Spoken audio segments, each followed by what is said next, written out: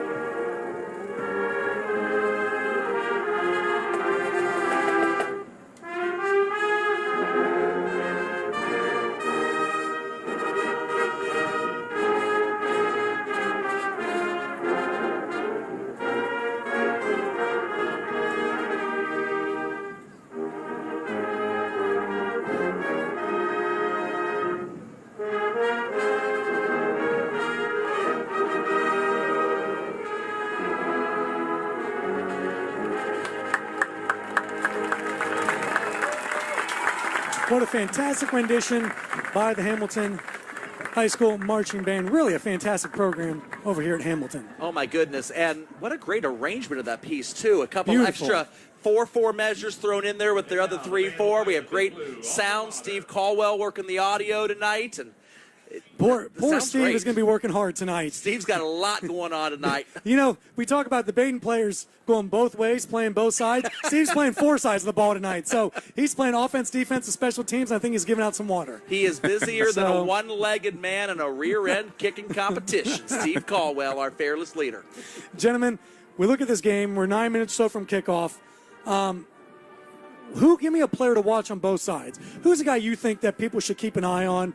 Who's someone you think that you think is someone who could be a key to this, or just someone who could be very interesting? Well, I think the key to Badin is Lem Grayson, the running back. He's where everything works for this group. He's coming back. Last year, 860 yards, averaged 4.4 a carry, 11 touchdowns. He even caught a lot of balls out of the backfield for a running back. He got a touchdown, 11 receptions, 102 yards. So I think everything funnels through him. For Badin, I'm going to go ahead and throw something a little off that nobody's been talking about. Colt Emerson. Okay, look at the quarterback. It all starts with the quarterback. We all say that, of course. You know Lem Grayson. Lem Grayson was the only returning starter last year for Badin. So when Badin entered this game last year, it was Lem Grayson and friends, and nobody knew who anybody else was in Badin's starting offense. They had a great returning defense, and after Badin dropped their first couple of games, the offense then gained a little traction and were able to go undefeated through the GCL season and grab an 8-2 record, grab the 4th seed in the playoffs. Emerson, the quarterback, is going to have to make enough throws tonight. I don't think Yordi and company are going to want to air the ball out against Hamilton's defense, but you can't just line up and run the ball every single play against that big defensive line. You have to have just enough balance. I agree. And if Colton Emerson can make just enough throws to the wide ends, and maybe they make a couple tackles, they might be able to loosen up Hamilton's defense a little bit. I think the offense does have to throw a little bit through 17 more than they want. And I do think it's important for Badin to score early because I just have a feeling Hamilton is going to try and grind that ball and run behind that big offensive line that I keep saying about. And Emerson, threw for 1,000 yards, 12 touchdowns last year, only 6 interceptions. So he knows what he's doing. He completed 57% of his passes. He is a guy who's good under pressure. Also, his name is Colt. If you play football and your name is Colt, do you have to be a quarterback? Is that a law? It should be. Let me throw you something else, too, about Colt. He was starting for the first time last year. Right. You had Ritzy graduating as a senior, the one who had actually played in the state championship game a few years back when Badin two times played against Chardon. Right. In the state finals. Well, they lost to Tippecanoe the year after that and were upset. But Emerson had to come in there, and when you're starting a quarterback that has never started before, your tendency is to be conservative, to keep the training wheels on the offense, to not expose them and ask them to do too much. This is now not Emerson's first rodeo. This is not his first game against Hamilton High. This is not his first start. He's played against Alter and McNicholas and CJ. He's played against Trotwood and Mount Healthy in the playoffs. And so you already can ask him to do a little more with a little more confidence this year. And that might help because Badin was shut out in this game last year. Yes, they were. Hamilton was shut out the year before. And when you spoke with Coach Orty before the game, we both spoke with him, he did say that he is going to be expanding the offensive playbook. Just a little bit. A little bit. For me, on the Badin side, my player to watch is Pete Pendergast. Because he looks the part. He's 6'5", 265, and he looks like a football player. He moves like a football player. Great athleticism for his size.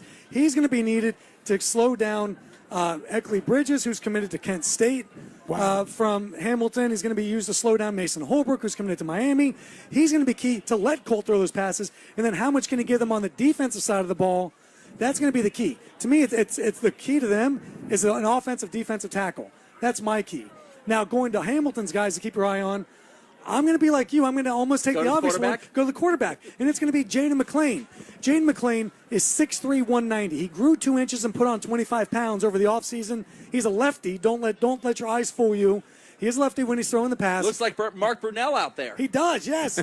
And he looks a part of a quarterback. He throws a nice ball. He led the team to a fantastic JV season last year. But as they say, the sun doesn't shine quite as bright on the Saturday mornings as the lights shine on a Friday night. So we'll see how he does on the first Friday nights. How does that junior, who, by the way, Coach Crouch says is legitimately one of the smartest guys in the room all the time, how is he going to handle this crowd in this situation? It's so interesting because last year Badin came into this game having lost their entire offense but had a really good defense. Yes. Now here comes Hamilton into this game this year having lost so much of their entire offense. They've got some skilled guys that have done it at the JV level, but varsity, as you say, that's a different animal. And it's not going to be not talented. It's just, are they ready for this experience Friday night? Well, you had a quarterback last year. You had Mathis, who was a 2-year starter, combined to throw more than 2,000 yards and 20 touchdowns in 2 years. You had Goldsmith, the running back, who led the entire GMC in rushing touchdowns. Last year it was Goldsmith left, Goldsmith right, Goldsmith up the middle. That was kind of it. With some Mathis, kind of throwing some passes too on crossing routes. Both those guys are gone. The 3 leading receivers are gone. There's nobody left with that much experience. But as Coach Crouch said too, they have older guys, just not experienced guys. That may help too because they were here in the program last year.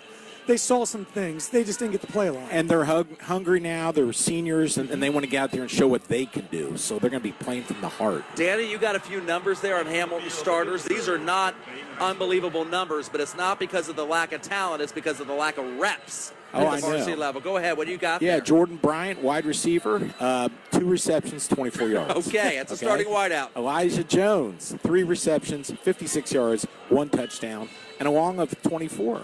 And that is for the season, not for an individual game. That's correct. And that is the leading returning receiver for Hamilton, 56 yards. 56 yards. Yeah, and their tight end has 3 receptions. Okay, so these boys are going to be out to prove Andre themselves. Bailey, 42 carries last year. Oh boy, that's a lot. 170 yards. Again, I think Grayson gets that in one game. 42 carries for the season, not 42 in a game. So very, very, very inexperienced Hamilton offense. Hamilton's going to rely a lot on that defense. Like I said, Eckley Bridges, Mason Holbrook up front. One's a Kent State commit, one's a Miami commit. Also, very key in this game, keep your eye out for Jaden Lewis, number 7, the linebacker, a 6'1", 205 senior, 39 tackles, 5.5 tackles for loss last year. He is going to be required to fly all over the field. Coach Crouch is excited about him, so keep your eye on Jaden Lewis. He could really be an X factor in this game. Very good. Here comes the Hamilton Big Blue, folks. Got the Who Let the Dogs Out in the background. Very good. The Baja Men, circa 2000. It's classic. Feels a little bit like 2000 around here at the Burgess Warren Press Box, hanging out with TVHamilton. Yeah, you've got some experience back in your day, Joel and TV Bringing Hamilton. it home to you was what they used to say back in the day. Yeah, Joel, your logo on your shirt is a little different than Jeff's. Well, it's got the exclamation point at the end of it here. Yes. Oh, yes. Hamilton. Yes, this is back in the day from when Jack Armstrong was our fearless leader. Jack Armstrong, who had the most perfect white hair of anybody outside of Jimmy Johnson. Boy. Folks, I told you I'm going to bring a little bit of the autism to the game tonight. Obviously, we're getting ready to start off. Very important game also in terms of numbers for playoffs. Nobody likes it when I start talking playoffs right in the pregame show for week 1. We haven't kicked the ball yet, Joel. But Hamilton High School plays a 9-game conference schedule. Hamilton would not only love to beat Badin tonight, but they would love every single other team in the GMC to also win their non-conference game. No, they want them to win.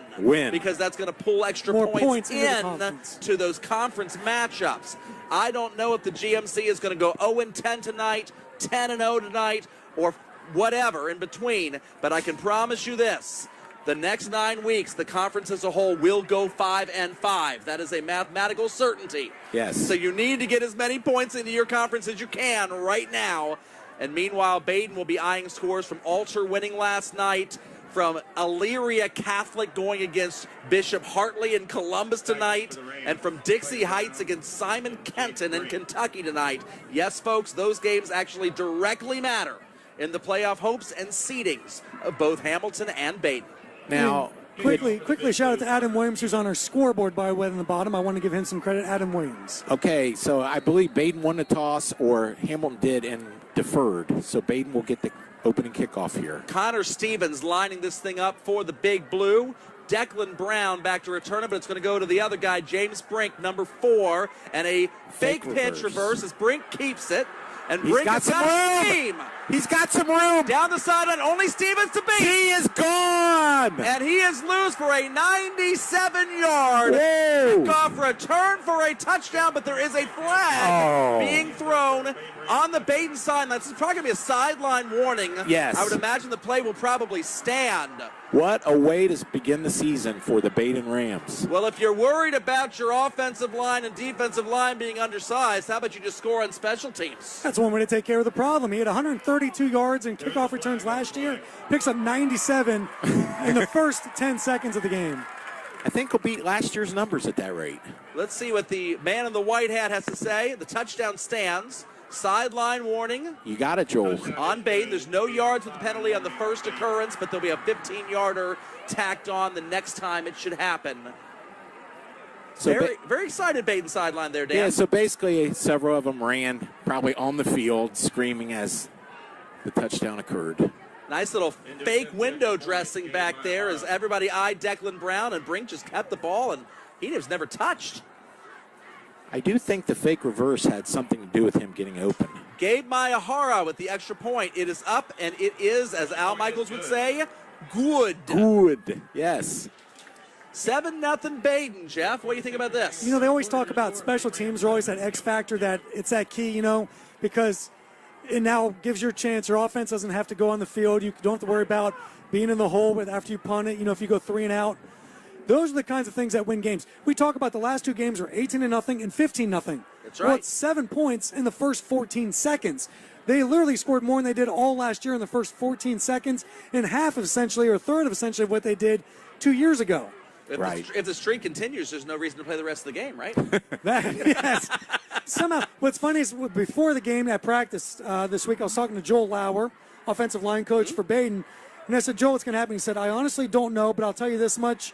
Both teams are going to score more points. Okay. Okay. Well, So Badin has already done that. And that's really big, too, for Badin here to get on that board and jump out early. Because if you're Hamilton, who's inexperienced, who doesn't know quite what they're doing yet, they might be in a little bit of shell shock with all these juniors. So now they've got to respond to this. How do you respond? How does Jaden McClain come out and respond? How do Andre Bailey respond? How does that line respond? You just got kicked in the mouth without even you stepping on the field. Now you need to eat up some clock. Well, the coach has to say, guys, settle down. It was one play. Let's just play our game. Calm down. Don't get down. Keep right the ship. All the cliches. The left-footed punter, Ben Sakash, a senior, handles the kickoff duties for the Rams. And a long, deep, majestic kick that's going to go into the end zone, hitting about 9 yards deep in the end zone. That's about, 69 yards in the air? Sakash was on the money, wasn't he, guys? You've been saving that up all offseason. And he used it on the first kick. And Dan, as football and God intended, a touchback in high school football goes to the 20-yard line. Yes, the NFL can't make up its minds. I think they're moving up to the 40 this year. 35, 35. Yeah, they're having a really hard time. Yes. So here comes the Hamilton Big Blue in a pistol formation. Looks like Andre Bailey is going to be the running back that is deep, and obviously Jaden McClain, the quarterback. Those two names we'll be calling a lot tonight for Big Blue. And a little pass to the outside. It is caught and wrapped up. Looking for the receiver there. Did you catch him, Jeff? I got thrown off. There's somebody throwing a football behind the plane. I thought it was a flag. Tackle made by Trent Owens. Trent Owens on the tackle, it looks like. I think Elijah Jones was Elijah Elijah Jones yes, was the call. 13. There we go. Thank you. So, Blue numbers on black jerseys are not the easiest. We do appreciate the white outline. That does help us some. And I wonder as the sun goes down if these numbers will be a little easier to see as well. As McClain now has Bailey next to him in the shotgun rather than the pistol. And this is a handoff to Bailey up the middle. They're going to test out that Badin defensive front four and not be able to carve out a lot of room. No, Badin responded really well there on the defense. Seems like Hamilton's kind of coming out a little bit conservative, which is to be expected with the new group that they have this year. Big 3rd down and 8 here. What do you see on this, Jeff? I think they're going to look for McClain, maybe throwing an out route because you got to get him in the air at some point. You can't expect to hand it off and pick up 8 here. So don't be surprised to see if McClain looks for an out route maybe coming towards us to the bottom of your screen. Only a single high safety for Badin's defense. That's Kreider. As man goes in motion, this will either be a pass or a quarterback run, a screen. And he's Badin knew it. Wow. Oh, my goodness. Alex Pate wraps up Dominic Southern in the backfield. There's 3 and out for the Badin defense. Alex Pate, what a player. There's always been a Pate playing for Badin. The last 40 years, you hear that name Pate. If you don't see a Sarber in the roster, you know you're going to see a Pate. Absolutely. And there was a big opportunity there because Hamilton had 3 blockers out front with only 2 Badin players over there. If Pate doesn't slide through there, that thing's going for some yards. That's a missed opportunity for Hamilton to pick up that block. L.T. King and Declan Brown, 2 return men for Badin. And Stevens with a bad snap and not a block. And it's going to be bouncing around the 40-yard line. Peter calls Declan Brown, stay away from it. And the Badin Rams could not have drawn up a better start to this game on the road. A kickoff return for a touchdown on the opening play. A 3 and out for your defense where Hamilton actually loses yards offensively. Right. And now Badin will begin their very first offensive possession at the 48-yard line. Kudos to Big Blue's punter there. Terrible high snap, and he still kicked it and got some roll on it. It could have been far worse, actually. You're right about that. Dan, you had mentioned earlier about Hamilton's size difference with Badin and how Hamilton would ideally like to play with the lead. That would give them the opportunity to grind the game down. This is not the start that R.V. Crouch wanted. No, it's not. And I respected the way Badin came out that first series. They just took it to him there. Colt Emerson, number 17, the quarterback. Lem Grayson, number 1, the running back next to him. If you've not watched a whole lot of Badin football in recent years, you will see the numbers are only on this side, so enjoy it in the first quarter because you get a blank white helmet to look at on the second quarter as they switch sides. Kind of a Pittsburgh Steeler thing. That's kind of like that. Handoff to Grayson. my. That did not fool Hamilton at all. Wow. Big loss. Officially, the tackle on the play is going to go to, it looks like Jaden Lewis, number 7, although he was met in the backfield earlier. Eckley Bridges got through there immediately, threw him backwards, and Jaden Lewis finished him off. Those are two guys we talked about in the pregame, and here they are stepping up on the first play of Badin's really first series. Absolutely. And right there on the very first play, you saw the defensive line for Hamilton flex its muscle there and bust through. Poor Grayson had nowhere to go. He almost received a handoff to the defensive lineman. 13-yard loss on that first play. Oh, my goodness. Second and forever. It's actually better for Hamilton that the first guy missed the tackle because kept his momentum going. Jet sweep and nothing there. Bottled up in the backfield. Yeah, there's no brutal. room. This is brutal Absolutely on the first two plays. No room. This looks like American Gladiators playing Powerball against Sabre and Turbo and Nitro. That's a great way to put it because these guys are coming clean through. You talked about Badin's going to have to throw it and throw it downfield to relieve some of this pressure. And we're going to see, because those first two plays show us they're not going to be able to keep Hamilton out of the backfield at this rate. Badin's offense is averaging negative 10 yards per play. This is where you might see the quick – I always advocate a quick punt on third down. Yeah, I was wondering it would if you're be going to bring up a third 50-yard down punt. Oh, yes. It is 3rd and 34, by the way. Oh, my goodness. Handoff of the middle to Grayson. This will be the first positive play for Badin. And by positive play, we mean 1 yard. Yes. So Badin started the game with what they wanted. Then Badin got the defensive plays they wanted. Hamilton the same. We may see a little bit more of a slobber knocker tonight. We have an injured Ram on the field. Oh, no. This is not good. This is Declan Brown. Ooh. He's one of their speedy return guys, plays wide receiver. You wouldn't think you'd see an injury on a running play on a draw up the middle. But He's a senior. This is concerning. Yeah, you don't want to see your senior get hurt on the first game of the season. Too early for cramps, right, Jeff?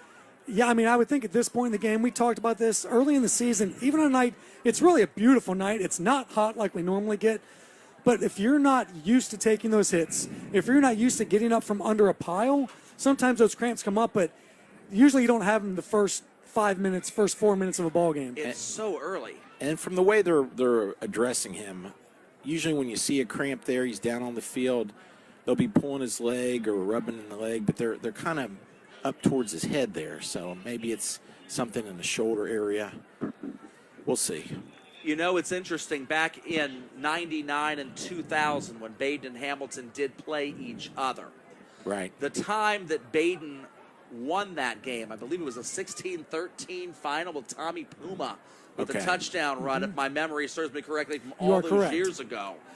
But I remember Badin and Sally Cooker talking to me afterwards. She was their athletic director, about the cost of that win because they were so injured when they went into the playoff game. Ooh. Declan Brown is not putting any pressure on that that's left either leg. a knee or an ankle. That is not good. So it's not a shoulder at all. No, No. it's a lower leg injury, and yet you wouldn't think an ACL or something would tear on a draw play, but my goodness, this is not good.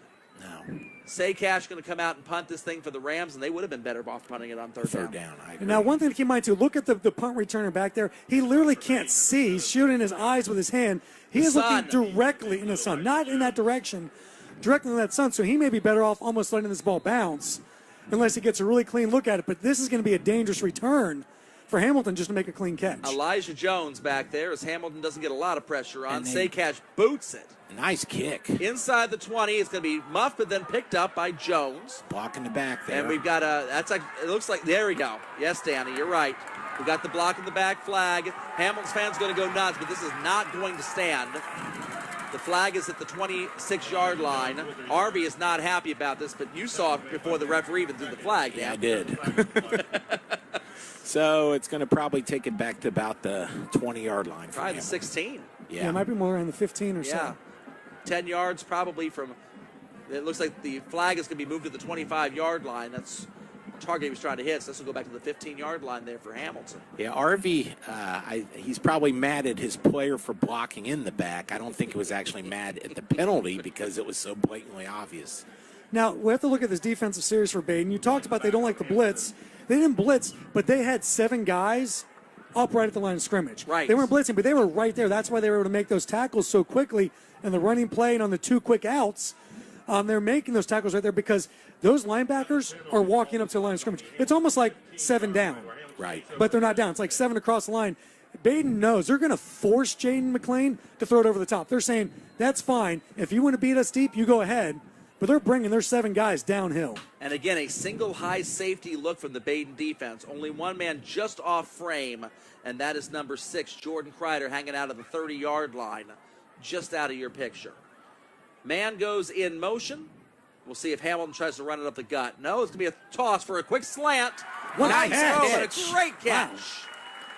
And that looks like that is Jones, Elijah Jones. We've been calling his name quite a bit there. First down for Hamilton. That is the first chain mover of the night for either offense. And that's so needed for Hamilton, just to get some confidence for Jaden McClain. Pass a little bit high, but he knows if he gets the ball there, his receiver can make that play. Great little slant and man coverage out there on the left-hand side. We're going to try to run a little quick button hook. Back to Jones. Back up the middle, and he's going to gain about 6 yards before he's finally brought down, maybe 7. Little West Coast style offense. You get your 4 and 5 yards. It's basically just throwing the ball, kind of running the ball by doing outside throws. Pretty simple so far. Get him out in space, Jeff? That's exactly what they're trying to do. They know they've got guys who can make some moves and break one. I think they're trying to find the one-on-one matchup, get the ball to him and say, if you can beat your defender, go for it. 2 running backs now as a pistol with a also flanker back next to him, and a man goes in motion. We'll see if we get any kind of read option off of this. It's a fumble. Ball is on the ground, as the famous Dirk Allen would say. And it looks like Hamilton's got it.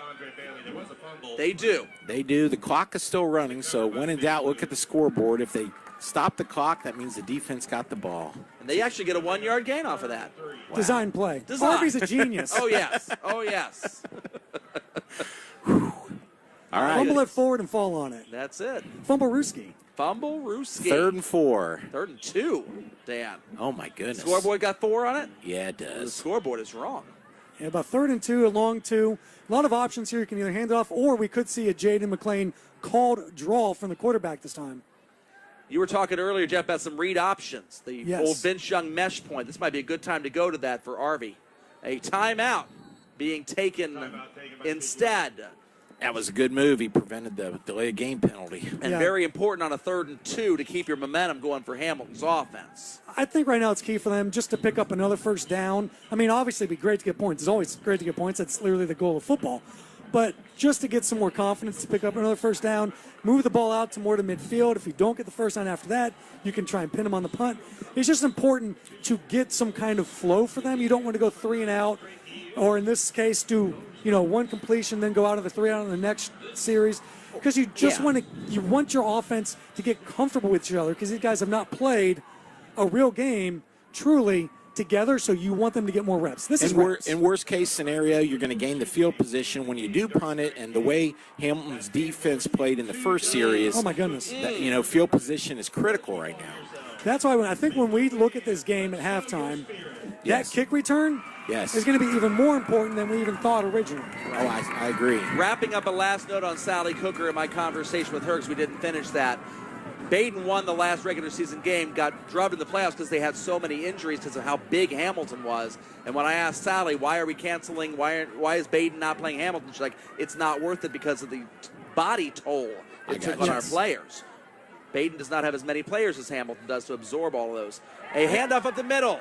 That is Andre Bailey, and I love the Brett Favre style of pump fake after the handoff. It's a just classic. to bite the defense there and make it look like he still had the ball. And sometimes you do that too, because you want to see how they react when you fake that in case you do have the ball. Or are they going to show you something for later in the game? Setting up plays for the future. 1st and 10 is Big Blues offense. Gets it out to the 45-yard line, the best field position for Hamilton High School so far in this young game. And a pass play on the RPO. Tried to hit the slant pattern there to Elijah Jones, and just outside his outstretched arms, Dan. I really like the way Hamilton is mixing it up here on offense. I thought that 3rd and 2 run where they got 7 yards on the previous play, that told me a lot. It told me we're going to run and we're going to beat you, and they did. And you would think the logical thing would be stay with the run, but no, they mix it up and throw a short pass. Also, something to keep in mind, Hamilton is going with the quick snap. They're trying to wear Badin down, I think, in this. Quicker paced offense. You see this at a lot of the college level. Man in motion, Jordan Bryant's going a lot of east-west Oh, what a before bounce. snaps. Ooh. And a great tackle there. One-on-one crime. Andre Bailey, the ball carrier. Lem Grayson with the tackle. Badin's got several players that are trying to go both ways tonight. You won't see much of that for Big Blue. Wow. It's a great tackle by Lem Grayson because there's an opportunity if he got by him with a lot of open space down the sideline. No doubt. No doubt. Hamilton's going to have the athletic advantage in this game. Interesting 3rd and 6 here. I wouldn't be all opposed to running the ball here, getting 3 yards and going for it on 4th down, kind of cutting it up. Dan, I'm thinking the same thing. You got two With the plays defense you here. saw Yeah, from you Hamilton can before. trust your defense. Yeah. If they can play that well the rest of the night. 3rd and 6, and a 3-step drop and a high throw. Oh. Over the hands of Jordan Bryant. He He had had him. him too. He had him for the first down. He had one-on-one coverage down at the bottom of the screen. And just couldn't quite hit him. Jordan Bryant is 6'3" and can sky, so that was a definite overthrow. That looked like a Ham Newton radio ball, folks. Circa 2017. I think McLean just needs to take a deep breath, calm down a little bit, because they're there. The ball was on target in terms of, where it was supposed to be, but just too high. So he just needs to get a little more comfortable with it. He's a little too juiced up right now. I was going to say, Jeff, I was going to ask you, but you kind of answered the question. Does this appear to be like this is my first start type of throw? Because even the great catch on the first down play to start the drive was a little high, but a great catch. The Fair punt, catch. the fair catch, is brought in, not against the sun, and that appears to be number 2, LT King back there. No Declan Brown on the field for that play. Obviously, after the game, we can't really get much news about injuries during the game unless maybe Chris Vogt comes up at halftime and tells us something about that. Well, let's see if Badin can change their offense scheme for this series, because their first series definitely didn't work for them. 1st down and 10. Badin in this famous shotgun formation. They've been running this virtually almost every play since this 3rd game of 2019. A shotgun snap, and there's no line play. Wow. There's a sack. Hamilton in the backfield for Big Blue. That looks like Travion Bailey. And again, Badin's offense moving 10 yards backwards on the first play from scrimmage. And Jeff, I think you made a great point earlier saying how important that kickoff return for Badin for the touchdown is proving to be, because these defenses are stout tonight. Badin has run 4 plays on offense. 3 of them have gone for negative 30 yards, and the other one has gone for 1 yard. 75% of Badin's plays have gone for negative 10 yards or more. That's being dominated at the line. And Hamlin's only sending the 3 Oh, man my line. goodness. Blown Another up. big hit. He actually held on to the ball, which is going to cost him 2 more yards. He'd been better off dropping it. These guys are just flying around. They're seeking and destroying right now. Hamilton, the defense is saying, look, offense, you're young. You'll figure it out. We've got you until then. Yeah. Very good. That's a great way of putting it. We'll carry you guys. The defense says we'll carry this team. I'll tell you, Baden's better hand this ball off right now, because the last thing you want is a safety or a sack fumble TD. Yeah. Or another injury. Or another like injury. Declan Brown I think I'd last hand it time. off and just get out of there with a punt at this point. I say punt it now. 3rd down punt is not a a bad horrible thing. thing. No, it's When not. you're being dominated in the trenches. 3rd and 23, guys. Could just throw a fade and hope and pray. We have a timeout. Could also burn a timeout and then throw a fade and open play. Not ideal for Yordy's offense. This is an absolute mismatch. You're watching this game, you're looking at the score, and you're seeing it 7-0. It doesn't look like a 7-0 game, not in the direction the score is right now. No, if it's based on yardage, Big Blue is winning the game handily. I'm talking trench yards. It's 3rd and 23 right now. And it was 3rd and 34 last time. It was 4th and 33 last time. So they have negative 36 yards of offense so far. Oh my gosh!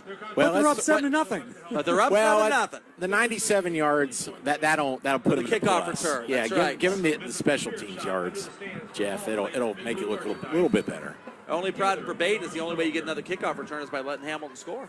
Yeah, that's not how you want to. Do you want to trade the field goals to get the kickoff return That opportunity? coin toss was critical.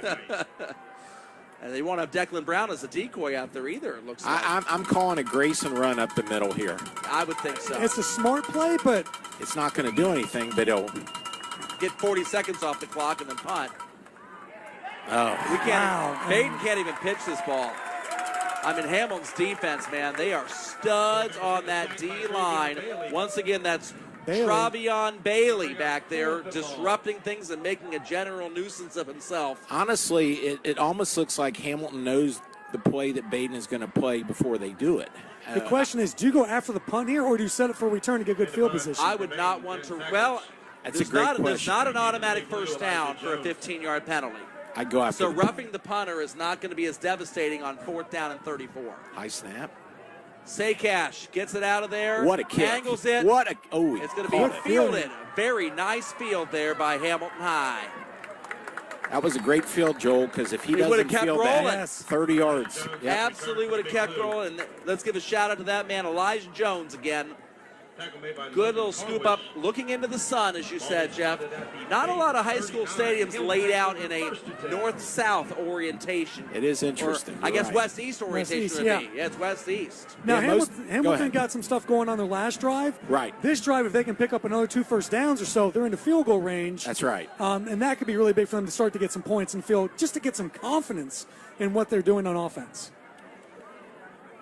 1st down and 10 at the 39-yard line. Hamilton now gaining the field position they so desperately crave. As the young quarterback tries to throw it off his back foot, defender slips. That was Rocco Milazzo in coverage. The ball is caught by Jordan Bryant, but he had to fall down to his knees to catch it. So a lot of missed opportunities on all fronts, defensively and offensively, on that play. And ultimately, it's a 6-yard gain. Hamilton will take that. And they're not afraid to throw the ball with Jaden McClain right now at this point, which is kind of a difference from what Arvey has done in the past. He's airing out and he's telling Badin, we can throw it. This is something new you haven't seen. Second down and 4. Man in motion for the Big Blue. The waning moments of the first quarter, a handoff straight up the middle. Great blocking for Hamilton's offensive line as Andre Bailey is not touched until 6 yards upfield. That's enough for a Hamilton first down. And what patience by Bailey. Did you see Bailey wait for the block, bounce left, bounce right, and take what was given to him? And he had that opportunity to do that due to the front line of Hamilton blowing open the hole. And once again, a linebacker for Badin, Pate with the tackle. We're going to be saying linebackers. Bell. Very Bell-like run. I agree. I think we're going to be calling Pate, Albrink, and Owens all night long getting tackles. Badin's trio of linebackers need to be heroic tonight against Hamilton High. Slam pattern tipped in the air. Almost intercepted. Lem Grayson had it hit him as he was falling backwards against his body. That was an opportunity for Badin's defense to at least get off the field. Yeah, Hamilton was fortunate there. That was not picked. And interesting, Arvey's throwing the ball a lot on 1st down, which is not something Hamilton has done, well, in 3 years since Arvey's been here. Well, I like the play calls. It's very unpredictable. Sometimes you got to fool the other team, not necessarily grind against them. But at some point in time, they might just go ahead and say the heck with it. Just run the ball. Right. McClain going to take the snap in the second. Here's Elijah Jones goes in motion. A rollout left. Looking for the out route there to Jones. Clearly that is his favorite target and wrapped up by Rocco Milazzo. And he's going to be short of the sticks. It's going to be a 3rd down with quite a bit of meat still left on that bone. By the way, if your name is Rocco Milazzo, you better be playing linebacker. Oh, my goodness. Great Italian-American name. Love that name. Oh, he could be a great boxer also. Looks like the clock is currently stopped because the tackle was made out of bounds. So we're going to have a 3rd down and 6 on the play. And we'll see what Hamilton wants to run here, too. And again, Dan, I don't know how good the kicker is for Hamilton, but maybe you have 2 chances to get this. Maybe you run the ball here to see what you can get. Yep. Here's the snap. It's going to be a quarterback draw. Works great. And nice tackle. Going to be near the 1st down marker. He's going to run right into the waiting arms of Lem Grayson. It's going to be about a yard short. Arvey Crouch has a pretty easy decision, I think, to make here, right? Oh, they're going for it. They're going for it. With that big beef up line, you're going to tell Badin, you've got a chance to stop us. You know what we're going to do. It's our bigs against your bigs. Let's watch Badin's alignment here. See if they stack the front with 7 or 8 guys. Let's see if Hamilton daring them. Let's see if Hamilton's comfortable taking something under center. The old Terry Malone power tee. And it worked. And just enough for a 1st down. Badin unable to wrap him up in time. Arvey Crouch throwing a little bit of a nod to Badin's all-time winningest coach there, because Badin ran that formation for years and years and years under the 46-year reign of Coach Terry Malone. And this is the one thing Badin didn't want, is sustained drives from Hamilton to be wearing their guys out on the defensive side of the ball. We have reached the end of the first quarter. A first quarter where Hamilton has led in everything there can be led in other than a kickoff return. And the Badin Rams somehow are smiling 7-0 on the scoreboard as they're holding on for dear life early in this one. Yeah, I think this is almost what we kind of expected to a certain extent. Big plays by the defense, but we did not expect the kickoff return touchdown. No. That clearly is a difference. We talk about it all the time. Those kinds of plays, are the ones that are game changers, or the ones that kind of turn it, especially for Badin when they don't want to get into a slugfest with Hamilton. And right now, it's kind of what we're seeing. Yes. When we see Badin with the ball, we've seen the slugging has been Hamilton taking those swings. Sure, and Badin, the success on the kickoff return was kind of a little fake return, and so maybe Badin can throw a little trick play in there because their offense is just not clicking. Hamilton High is dominating on defense right now. And by the way, on the T-shirt cannon down there, that is Andrea Blevins, the new superintendent of Hamilton City Schools. We're going to talk to her at halftime about the things that are going on. But how many superintendents you see out there working the T-shirt cannon? Hey, can we get it up to here? Should we open the door? Ask for one. Maybe we can get her to shoot one up here. Yeah, she got to tip that arch up a little higher. Are they going to run to the other end here? I think they all forgot they got to go to the other end. Yeah. They got to go, yeah, They're all still down there at the west end zone. This is a big chance, though, for Badin. Hamilton's kicker, 3 of 6 last year on field goals. Solid kicker, Connor Stevens. But you want to force him to take that chance. And if you hold him to 3 even here, you're feeling pretty good. Yes. Considering what Hamilton is doing to you right now. Problem for Badin is it's now a new set of downs after the 4th down conversion. So it'll start 1st and 10 for Big Blue. And at least they did get that quarter break, and that gives them a chance to take a breather. That might be helpful for Badin, at least in this regard. We wondered in the pregame the matchup of Badin's offensive line against Badin's defensive line against Hamilton's offensive line. The other has been actually the mismatch. It's been Hamilton's defensive line against Badin's offensive line that has caused massive problems for the Badin Rams in the first quarter of this game. Well, this has been a good drive for the Big Blue, too. They've marched down the field, got several first downs, so their offensive line is starting to dominate also. Both of these teams went 9-3 last year overall, 8-2 both in the regular season. There's the big hole. That is to Andre Bailey. And the other thing to keep an eye out for, Jeff, Pate with the tackle, is as the game goes on, is there a cumulative wearing down of there would the have Badin to team? be. I mean, I know they're high school kids. They're not like us old guys. We were out real quick. They're younger, but after a while, when you take that many hits repeatedly, come the end of the third quarter, beginning of the fourth quarter, you really start to feel it. good Each first team down has run. taken one timeout so far. 2nd down and 5. High snap. Handoff again to Andre Bailey. Breaks a couple of tackles, and he's down at the 1. Great effort. I'll tell you what, Lem Grayson has been everywhere, too, and he's made 3 tackles now that have saved a touchdown. Saved a touchdown For in now. the moment. I think we might be prolonged the touchdown. We'll see what Hamilton's I think we're going to offensive see line a does. little power run to Andre Bailey here. And a no-huddle formation as well. They're moving up the tempo. They don't want to let Badin even catch their breath on defense here. Bailey is going to take this handoff and Boom. blitzed up the middle and brought down Badin's number 33, Trent Owens, making the tackle. So again, prolonging this drive. Badin's defense so far kept him out of the end zone. That is that trio of terror we're talking about as the linebackers, Alex Pate, Alex Albrink, and Trent Owens. There were a couple tackles so far on this drive as well. And what a great play, shooting the gap, recognizing it, and wrapping and taking him down. 2nd down and goal. Here's your power T formation. Bailey again. Bounces in. Touchdown. Big Blue. Hamilton's first score of the season comes early in the 2nd quarter and well earned. Absolutely. That's the drive Hamilton wanted. Because they would take a quick hit touchdown, but I think they'd actually prefer to wear Badin down in a drive like that, chip away, wear him out, get the 6 on the board, and kind of wear him down. We saw Lem Grayson play every single play on that defensive drive too. What's he going to be able to do on offense as the game wears on? That's true. He's got to be in shape. The extra point for Hamilton. Big boot for Connor Stevens. It's good, and we are all knotted up at 7. This next drive is going to be real key for Badin. I know I sound like a broken record here, but in No, a game it like is. this, you have to respond. Jeff, you're right. I mean, the first 2 offensive series for Badin have been an unmitigated disaster. That's a good way to put it. Negative 36 yards. They have to, start the first play and get 4 or 5 yards. And if you have to mix it up a little bit with some kind of a trickeration, then so be it. But this run up the middle and really everything is causing an unmitigated disaster, and I'll throw one more piece on top of that, courtesy of Chris Vogt down on the sideline. Yes. Declan Brown family says Declan may be done for the day. He's iced up, sitting on the trainer's table, likely to get looked at after the game. That is not ideal for the Badin Rams. But he said for the day, so he didn't say for the season. Thank goodness.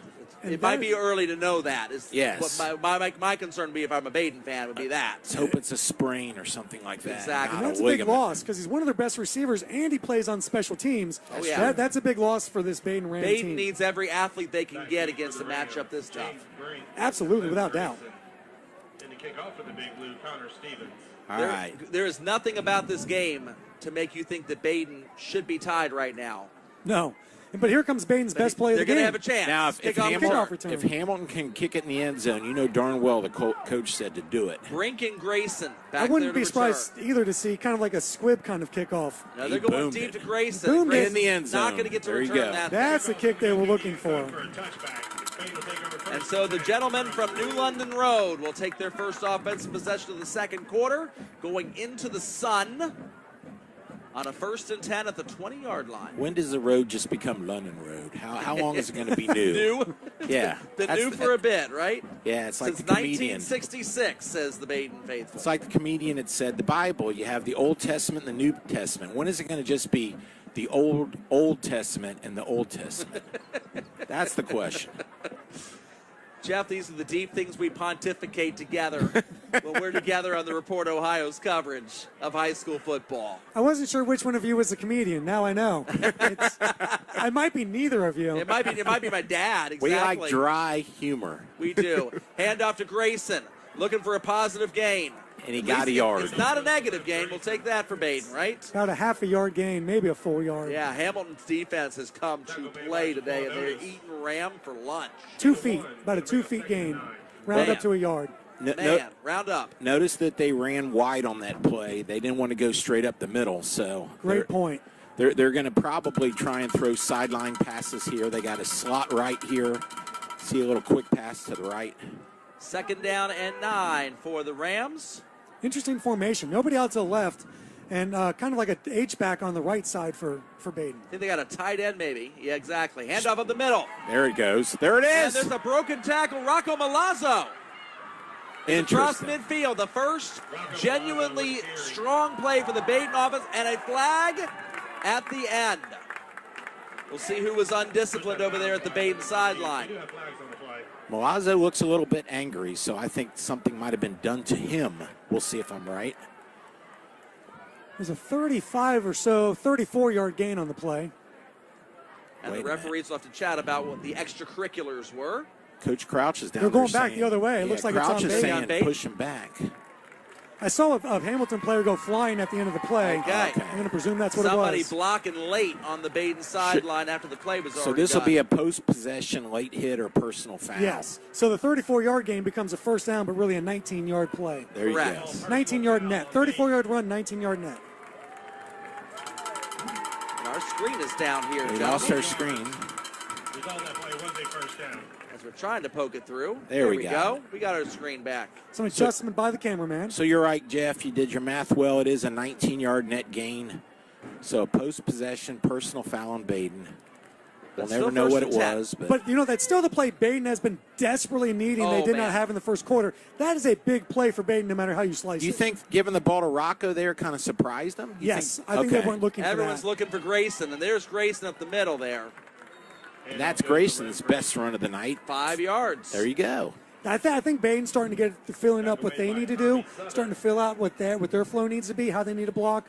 Because if you just, I think, line up and block straight up and down against Hamilton, you're going to lose. If you start to do some counters, start to do some traps, start to doing some diagonal blocking, I think you can get them get Hamilton off balance and find some gaps. Because Grayson Lem is a very smart, experienced runner. If you give him a hole, he can find it.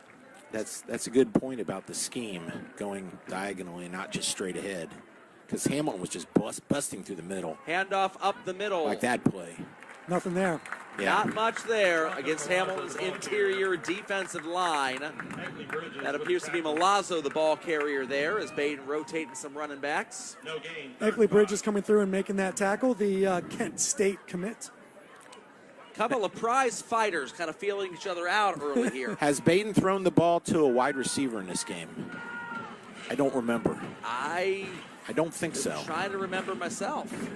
Yes, they did. They caught it for a 6-yard loss, I think, or a 5-yard loss. Yeah, that's right. Broke the Down tackle here, and ran and yes. backwards. Yeah. Okay, well, let's see what they do here. 3rd down and 5. They for need the some Rams. blocking up front. I think it's coming down to us down here. There's Lem Grayson. Wow, that is Hamilton not knew a, it. that is Look not at a play you can run against this Hamilton team. Well, it almost looked like a backward pass, like if Grayson would have had more time, he might have been throwing it himself. And now Grayson is shaken up a little bit. I kind of thought that too, but he never once hesitated to look to throw. He didn't. But I thought the same The thing. setup was there. I thought, now maybe they're setting up for something later in the game. Is that something they want to see on film to see Yes. at halftime? Is this going to be open or not? Yes, they're going to look and see what did the DBs do, because he didn't even hesitate. Because I thought the same thing you did. Is this going to be a double pass? Jordan Kreider was running down the sideline deep for Badin on that route. They had a receiver out there. Say Cash. He's got a big leg. He does have a big leg. Kicking into the sun. Das Boot. Boom. And it's going to be bouncing around the 22. Fielded on the hop by Elijah Jones. Jones going to be wrapped up and brought down there. Picked up about 10 yards on that return from the 16 up to about the 26. Jones looks very smooth running the ball, doesn't he? He's Logan fast, but he doesn't look like he's fast. Logan Carwish wrapping him up on the tackle there, number 44 for the Rams. Well, here we go, guys. 7-7. We're almost midway through the second quarter. How do you think this is going to go here? You think Badin can stop him, or you think Hamilton's going to keep imposing their will on these drives? Well, Hayden, Hamilton last drive, they didn't exactly have any big busting plays. Right. So, one slip up and they go 3 and out. So I don't know yet. Okay. Man, it's a great question. It's 2 men in motion. Is that a penalty? Looks like a timeout, because I think Hamilton recognized it was going to be. If it Very wasn't, good, Joel. I'll put it this way, if it This wasn't, isn't Canadian football, is it? if it wasn't a penalty, they were going to run the wrong play because somebody was in the wrong position. Hamilton would rather take the timeout rather than run a bad play at this end of the field. Folks, fall of 1999, I get called to the Badin Development Office. I'm a freshman at Badin High School. They say they want, there's a group called TVHamilton. It's going to be putting this Badin Hamilton Week 10 game on television, on a delay. They had to edit it, of course. They want my help. Okay. So I'm going to get to go, and I get to be a spotter. Now, I'd always wanted to be a sports broadcaster. I had no idea I was not going to be wearing the headset that night. I come there and meet Terry Bridge, and they had a couple other guys with headsets on, and I'm just there to basically hold a Badin roster and go, boom, there's the tackle, boom, there's the tackle, off the microphone. First night I ever met Steve Caldwell, Jack Armstrong, and all the crew. Started up a years-long relationship where we ended up every 4th of July spending together filming 4th of July parades and things like that. And what an honor for TV Hamilton's very first broadcast that's going to have live announcers. What is this, 26 years later? Wow. And here we are, and I get to do the play-by-play. This is sweet as heck, Steve Caldwell. Thank you for the opportunity, sir. This is 26 years in the making, I suppose. Elijah Jones catches it, breaks one tackle, wrapped up and forced out of bounds. Nice By hard Herd of running Rams. after the catch. Oh, yeah. Looked like Bainham wrapped up for no gain. He ends up picking up about 2 or 3 yards on that play. It'd be good. Nothing's I think McLean needs to really kind of whip that out a little faster. It looks like he's kind of like picking it, like he's not fully confident yet. That will come a time. As Joe Nuxall said, he's aiming the ball. That's exactly what he did. He's not throwing the ball. You can see him do it because he's still feeling out what he can do, Right. his skill, because he overthrew a couple in the first quarter. So I think he's just starting to get into a comfort zone. I agree. 2nd down and 7 for the Big Blue. There's a snap and a handoff up the middle, and once again that is the star running back Andre Bailey, the senior. Excited to get a lot more reps this year now that the depth chart is cleared up above him. 3rd down and 5.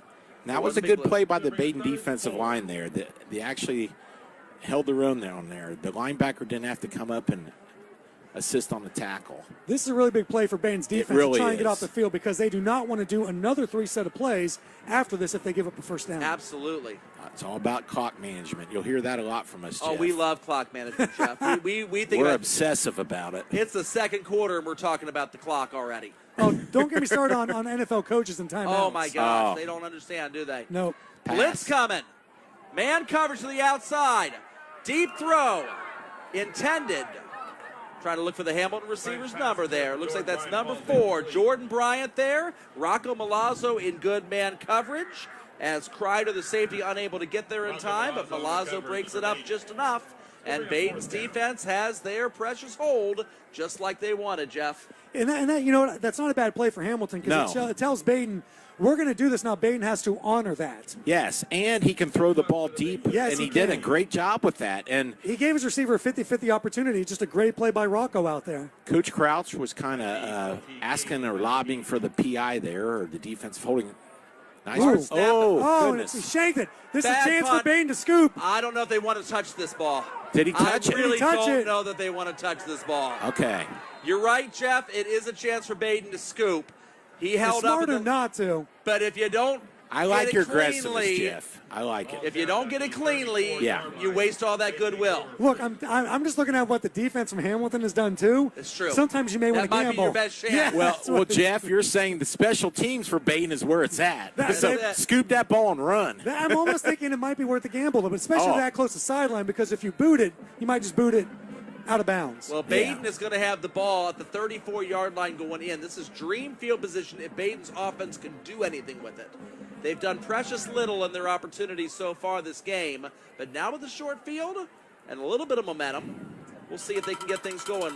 Lem Grayson goes in motion to the other side. They're going to hand it off to the left side of the line, trying to run behind big number 64 there, Chance Rutherford, but he's not big compared to Hamilton's defense. 2nd and 7. You mentioned a good opportunity. Badin traditionally has had a pretty good kicking game. They usually have good kickers, so if they can pick up a first down here, they might even just be in field goal range. And in this a game like this, a field goal could be the difference. Very good. Plus, I think if Badin does get a couple runs in here, we're talking clock management. They might, even if they have to give up the ball, Hamilton's only going to have a couple minutes with the ball before the half. Screen is down, so we'll try to radio broadcast this as Steve tries to bring the screen back. There it is. It's back up. All right, we have a 2nd down and 7. Hand off to Grayson up the middle. Nice. Oh, great hard run. effort. Beautiful run. And he's got a first down. Good run, good I effort. thought he'd be a yard short, but man, he got it. And a really good job of picking his way through there. That's the experience of a senior who's had a lot of carries, has been on varsity for pretty much his entire life. Boys, he's tired. Yeah, he looks. Did you see him come off and take his helmet off? Got the helmet off. He is gassed. He is gassed. They are working him hard. Here's the other thing, too, for Badin. They would love to score here if they can. They'd also love to bleed the last 5 minutes off this clock, or as much as they can of it, That's right. to limit their exposure on the defensive end. They can go up with the lead at halftime after the way that first quarter nightmarishly went for their offense. They'd be thrilled. Rocco Malazzo with a jump cut, Boy, taking he's it back quick. the other way. Nearly slipped and fell, but instead carved 6 yards on that gain. Very shifty run there. Very If nice. I try and make that cut, you guys are taking me to the hospital. My knee would not survive that. MCL, ACL tear. MCL, ACL, PCL, QCL, ZCL, they're all gone. In the GCL. The GCL, that's right. Looks like Davion Kroom with the tackle there. Those are O's, not E's. My eyes are getting older, Dan. Look out. Oh, I know. Look out. I went to the eye doctor today. My goodness. Which was better, one or two? Neither. It's 2 for the Rams now. 2nd down. Hand off to Grayson. Comes right back into the field Okay. after his breather. He doesn't get a breather for long. Badin can't afford to let him have a breather for long. Oh boy, this is a big call here. 3rd Yes, and it 2. is. If you throw the ball, you risk getting sacked. You risk getting knocked out of field goal range. If you run the ball, it's the more predictable thing to do. So Hamilton's going to key on the run. It's a huge play. I happen to notice that last run also centered up the ball, though, for a potential kick. Yeah. You don't want to ruin that either. And here is the other question, too. Badin's You got kicker. sophomore kicker Gabe Mayahara kicking extra points. Would they have him this far deep? Would they even put Saycash in there? Yes. It's a 34-yard He's got a field goal longer is where it leg. sits right now. 3rd and 3. Timeout Yordi and the Rams. It's an important play. You better get it right. That's right. Both teams have burned 2 of them now. Only 1 timeout left apiece. 3:29 remaining in the second quarter of play. Coach Yordi knows exactly what he's doing with that clock. There was 2 seconds to go, and he saved the delay of game penalty. Plus, he bled the clock as long as he could. 38 seconds off. Yep. If you are these coaches, both coaches, I feel like they're both happy and they're both mad. Like, they're both happy with where the game is to a certain extent because Hamilton is hanging with them, with their young guys. Right. Baden's happy because they've taken the punches from Hamilton and they're still tied. But both coaches are probably going, we missed some opportunities too. So I think right now, what do you think? I'm almost thinking they're almost conflicted. I'm thinking that Badin is more grateful Yes. than Yes. Hamilton right now. Yes. The way this game has gone, with the domination at the lines, Hamilton ought to be up by 21 points right now. Well, I think Hamilton's special teams have let them down, and Yep. Baden's have Yep. kept them in the game. Yes. The bad punt there or snap, I'm not going to blame that on the punter because the snap wasn't the greatest, and he shanked it They've had as a trouble with a result. couple of punting snaps Yes. tonight. And, of So, course, the kickoff return. It shows you the special teams are important. Absolutely. And Badin has not gone away. They're digging in tight. Hand off to Milazzo. There you go. No room. And now we're going to find out what Yordi wants to do with this whole field goal idea. He's got to be kicking this. There's no way you're not. Against I don't that think he defense, is. I don't he think he gonna go? is. No, I don't think. Well, you got a Here sophomore he comes. kicker. Here he comes. You look, against that Hamilton defense, it's 4th and 4, 4th and 5. You're centered up. It's a 35-yard field goal from right here. You got to kick it and take your chances. Hey, on that. Danny, Yes. give me Gabe Mayahara's career numbers from last season. 1 for 1, 1 extra point. That's it. That's it. Because his brother was a kicker last One year. for one as the extra point. Okay, this is so- the first career field goal attempt Yes. from 35. It is centered. We'll see if he's got the leg for it. It's up. He's got it. Bam. Wow. And good. Good The from Badin 45. Rams have retaken the lead. Again, Dan, good call on that. It's the special teams Right. that has kept them around in this game. A bad punt from Hamilton. Baden made the smart play on that. And then the kickoff return. That's it. Baden's offense has really not gone much of anywhere. Right. But they haven't needed to at this And point. they're winning the game. And they're winning the game. I have heard it said. So grateful is the best word for Grateful Baden. indeed. You nailed that. I have heard it said that traditionally in football, there's 3 phases of the game: the offense, the defense, and the special teams. And the team that can at least win 2 out of 3 phases ends up winning the game. Badin is only winning 1 phase of the game right And they're now. winning the game. But they're leading because Yes. they're winning that 1 phase They're winning by a that lot. large of a margin. Yes. Yes, they're And it's made the dominating. difference. The kickoff return, the bad punt on the bad snap on the, for Hamilton. And then the clean field goal. The clean field goal from 35 out for I a mean, guy that had never like, attempted one before I in a think game. sometimes people too were like, oh, it's only a 35-yard field goal. Man, it's high school There's football. no only There's for no 35 only. yards. In high school, there is no only. And None Jeff, of us he- is kicking a 35-yarder out there. He can make a 45. Now we know. Yeah, Now we that, know. that, Leg that on cleared that. it easily. and he he's drilled only a it. sophomore. He's going to get some leg strength. He's, 5'10" and 155 pounds. I bet he plays soccer. That just, might have just a been- hunch. That might have been soaking wet, too. He is a soccer player. There you go. Saycash is doing the kickoffs here, and Hamilton he's got doesn't the get leg to boot it. doesn't get a lot of time on this drive, but they should have enough with stoppages for the first down to make something happen. And this is going to be fielded at the 1, so it's going to be returnable for Hamilton High. Interesting. And they're going to get out to the 20, maybe 21-yard line. Jordan Bryant with the return for As Jordan Bryant is wrapped up, not a lot of room there. And So you Baden's said hung in. you said interesting on that kickoff. You were thinking, Jeff, you should have probably let that ball go. Yeah, because I'm just thinking he wanted to save a little bit of the clock. Sure. And it was pinned on him, too. If it's in the middle of the field, I think there's more space to work with. I you agree. can break one. But I also don't mind a kid taking a shot. I Oh, thought it was sure. interesting because he had 1 foot like on the goal line. I did not know if he would, because by high school rule, if it crosses the goal line in the air, It's it's where a the- it's where touchback the and ball blow is. dead. Yes. We got a Hamilton player down now on the field. That is number 28. That's Deacon Wilson coming off there for the Big Blue. That is their backup running back. Okay. Very good. First down and 10. Dan, I know you and I always like to do a little uniform talking up. We talk about how Baden's got the Pittsburgh Steelers thing going on with the numbers just on one side of the helmet. Yes. Hamilton High here on the left side of the helmet has the traditional star of the Dallas Cowboys, and your boy Nick is a Cowboys fan. Yes, he is. And back in the day, he loved the Cowboys early on, and we came to Big Blue games here. Well, we actually came when Badin played home games here. They had a big star at the 50, and Nicholas in his confused state said, "We're seeing the Cowboys, Dad. We're seeing the Cowboys." He loved it. Oh, yeah. But Hamilton only has the star, I think, on the left side of their helmet. I think it says Big Blue Big on Blue the on the opposite other side. So Okay. Yes. both teams have non-symmetrical helmets There you that go. they're wearing tonight. Between them, they have one complete helmet. Every time I go to Hamilton High football practice and I have to shoot video, I have to make sure to get on the correct side so I can get the Big Blue. Okay, you don't like the star? It's fine, but the Big Blue stands out a little bit more. Okay. He's not a Cowboys fan apparently. He must like the Most Eagles. people aren't. Maybe he no. likes the Giants. They are America's team, but they're hated around here. They're the America's hated team. America's hated team. Shotgun formation there for Jaden McLean. And he's going to go ahead and tuck it and run. He's got nice one man move. to beat, and that's Pate. Bounces outside after breaking Pate's tackle. And- Bumped out of bounds there by Sure. Will Franchini, but he's going to have plenty of room. Yeah, he broke Pate's ankles there. He put the move on him. That's enough for a first down.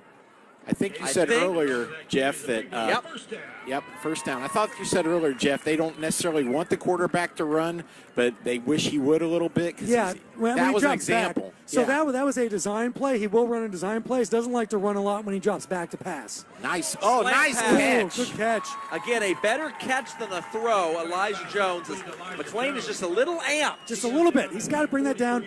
But he's a junior in his first game. That's right. He's making things happen. I think he'll calm down in the second quarter. And that ball just had a little bit too much zip. Also, don't underestimate the importance of running out of bounds on the first running Yes. play. That saved the clock. Now the clock is running. And we're looking longer now for McLean. He's got Milazzo in coverage on Jones. Oh! Jones, no flag on the play. Oh, boy. No flag there. No It should flag have there been. either. Little extra. after that Kind play. of shoved him, and he's I don't know what he's doing. I don't know. He was going after the football. Oh, okay. Football went far, far away. Looks like a injured player back at the line of scrimmage. We'll It's a see. Badin Ram. It's a Badin Ram. See if we can catch a number on that. And again, early first game of the season, you're hoping it's cramp and not something worse than this. Is that 36? Yeah, that's Alex Albrink, one of their linebackers we were talking about, three-headed raving monster. about earlier. That's down for the Rams. Injuries. And again, Badin is giving up a lot of size in a game like this. And those linebackers are going to be so key to fill the holes, to play downfield, to help out that defensive line against this Hamilton offensive line. So he's a guy they really need, a guy that's going to be key for them. Also interesting on that play that they just went in and took a shot. It wasn't even open. They just chucked it down to see what would happen. Right. They've done that a couple times. Interesting play call when you've got on first down, when you're thinking you may want to try and pick up 5 yards, 10 yards to kind of, move that offense incrementally down the field. So, interesting shot to take. Well, in high school pass interference, conversely, if you're Badin, it's only 15 yards. Right. So, you interfere way down the field there, and I don't think he interfered with the player. The player wasn't happy that he didn't catch the ball. I mean, but when down in high school, tackle the guy. Yeah. Like, that's right. Hamilton fans that are listening, I know we're on TV Hamilton. I'm going to share with you a story out of Badin lore. It feels like the, Darth Sidious here saying, you won't learn this power from a Jedi, right? As we got another man being limped off, not putting pressure on his leg. This is not great for Badin here. Gee-many. Dave Worth took over this team when Terry Malone finally retired after 46 years, and he brought with it a spread offense. Badin had never heard of a wide receiver before. And they played Purcell Marion on this exact field. I think it was grass at the time, but here at this stadium. And the game went into double overtime with a score of 0-0. oh my gosh. Because Dave Worth wanted to throw the ball, and they just couldn't throw it. They didn't line up correctly. The offense, they were so much stronger at every position than Purcell Marion. They could dominate them. And Purcell Marion, conversely, they had the negative 30-yard offensive drives, and they were punting on third down. The game eventually ended when they went to double overtime. Badin's defense again stopped Purcell Marion from scoring. And finally, Dave Worth said the heck with it and lined them up in a power T and just basically Terry Malone them into the end zone and won 6-0 in double overtime that day. Wow. Yeah, I would think not now because there's only 2 minutes left to go in the half, but I would keep that in my back pocket for the second half of this game. Oh. And Johnny on the spot is Jordan Bryant as Andre Bailey coughs that thing up. Bryant saves the drive for the Big Blue as the clock now continues to run. Less than 2 minutes now left to go in the half. What about a timeout for Badin here? They only got one left, and honestly, Dan, What? if I'm Badin and I can be leading at halftime, I don't know that I want the ball back. Okay. I think you want to see if you stop them on a run on this play, then I think you call the timeout. Well, yeah, I was If trying. not, then yeah. Well, here's the question. Hamilton's not in any hurry right now. no. Well- I think Hamilton's going to take a shot downfield and pray. And then what would Hamilton's punt look like as well? That's been an adventure, too, tonight. That's true. Badin would basically rely on a special teams player, nothing, I think, here. Scrambling, looking down the field. He's got a him. man. It's high. It's caught. And that is once again Jordan Bryant And he got out of bounds. saving his quarterback on another high throw. But he came down with it. He had time. He had room. A nice read, by the way, by Jaden McClain to find that receiver in the intermediary. He was looking deep, saw him coming across the middle. A great read by McClain. Just needs to bring that throw down a little bit, but a great find from the young And quarterback. let me give McClain a little credit, too, because I know I've been a little hard on him today. He extended the play by rolling out as well. That's Yes, he why did. Bryant was able to get open. Slant pattern. That's a perfect throw. First down. Caught and brought down. Elijah Jones and another Ram on the field. That's Jordan Kreider, the safety that made the tackle, as Lem Grayson was actually beat on that slant route. And that was a perfect throw directly on the numbers, hit the receiver in stride, and once again picks up the 10 yards and gives him another first down and kills the clock. Jordan Kreider Couldn't is ask for down. anything better, could you? And now we got another injury. Timeout for an injury. We've had 2 injuries for Badin already tonight where they've been hobbling off the field. This is the downside of playing Hamilton, and especially in week 1, is you're just smaller than them. Is he cramping up? We see we got the stretch out there. We got that leg stretch. That's a good sign. That's Yeah. a very, very good sign. But yes, A little with Gatorade and get him back in With there. a minute and 6 left, Hamilton's got to be thinking if they can kick a field goal, great. If they can punch into the end zone with this little bit of time left, even better for Big Blue. And I got to be thinking if I'm RV Crouch, second half, I know you've been mixing and matching the offense. Why not just line up in that power tee? Yeah. See if Badin can stop it. You've had success getting 3 and 4 yards of carry on that thing. Pound Andre Bailey through that undersized defensive line and say, somebody stop me. Makes sense to me, Joel.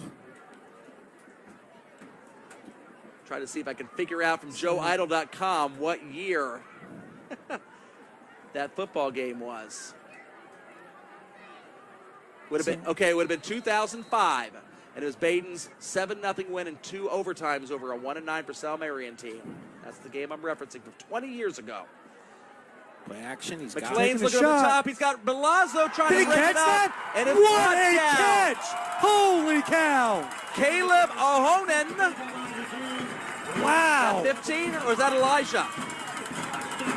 Looks like that's number 13, Elijah Jones, coming down with that ball in the I end zone. believe he just mossed the defender. He just took it away from him. I thought Milazzo had inside I thought he position did on too. that. That looked like it's sure interception. And Hamilton comes down with the ball in the end zone. Elijah Jones making a big play for Big Blue. And Hamilton's going to have their first lead of the season. And what a drive from Jaden McClain. We just saw a kid grow up before our eyes. Yes, we did. Very, very important. Extra point up, extra point good. And now Hamilton has the lead that they feel like they should have had this whole time. Yeah, this is where they feel they should be, but as we know, that's not the way the game is played. It's That's not where right. it should be. But for Hamilton, that was a massive drive to go on a 2-minute offense, and they needed just a minute and a half of that, a minute 45 of that. I think the play action fake is really what was effective on that play. I think Badin was they stopped. The receiver ran past the secondary. And then Badin, I saw their defense. They were very frustrated because they thought they could pick the ball off. Yeah. They were kind of yelling at each other. Why didn't you tip it? Because the ball was definitely kind of almost slow and high like a punt. He threw But- it kind of into a sea of Badin defenders, Yeah, the but sea of in that hands. sea, Elijah Yeah. Jones rose from it and snagged it. Oh, my goodness. Hamilton's wide receivers can go up and get the ball. They've got some athletic receivers, They Dan. can Say go that, up. yeah. Oh, And by the way, keep in mind, Elijah Jones is as we talked about, the leading returning receiver from Hamilton from last year with 3 catches. Back deep for that shows That's you all how- they had. That's the Yeah. leading receiver. That's the receiver from last year. So this is the group we're seeing grow up before our eyes. Yes. I mean, Arvy's got to be Arvy's got to be very happy with his first half, and Badin has to be grateful almost Grateful, like you said. I think, more than happy. Grateful. Yes. Now we'll see about what kind of kickoff return versus if Connor Stevens can boot this thing through the end zone. He did. And it looks He like did Lem indeed. is not going to get a chance to return this one for Badin. If you're Badin, do you just kind of run Yes. the ball on the line and get Yes. out? Yes. Yeah, I think so too. Yeah, Yes. You hand it off and see if Lem can break something. If he doesn't, you let that clock tick, tick, tick all the way down to half. I'm even tempted to take a knee. Given the injuries you've sustained already this first half, just don't let anything bad happen. Hamilton only's got one timeout left. Yeah, I don't even give it to Lem. I know he's out there. I give it to Rocco. Let Lem have a rest. He's played both ways tonight. Yordi has been aggressive at times to end the first half, but that's not against a defense that's been this good. There's the Handoff to Grayson. And it's going to only be a yard, and that's fine for Badin. The clock is going to run.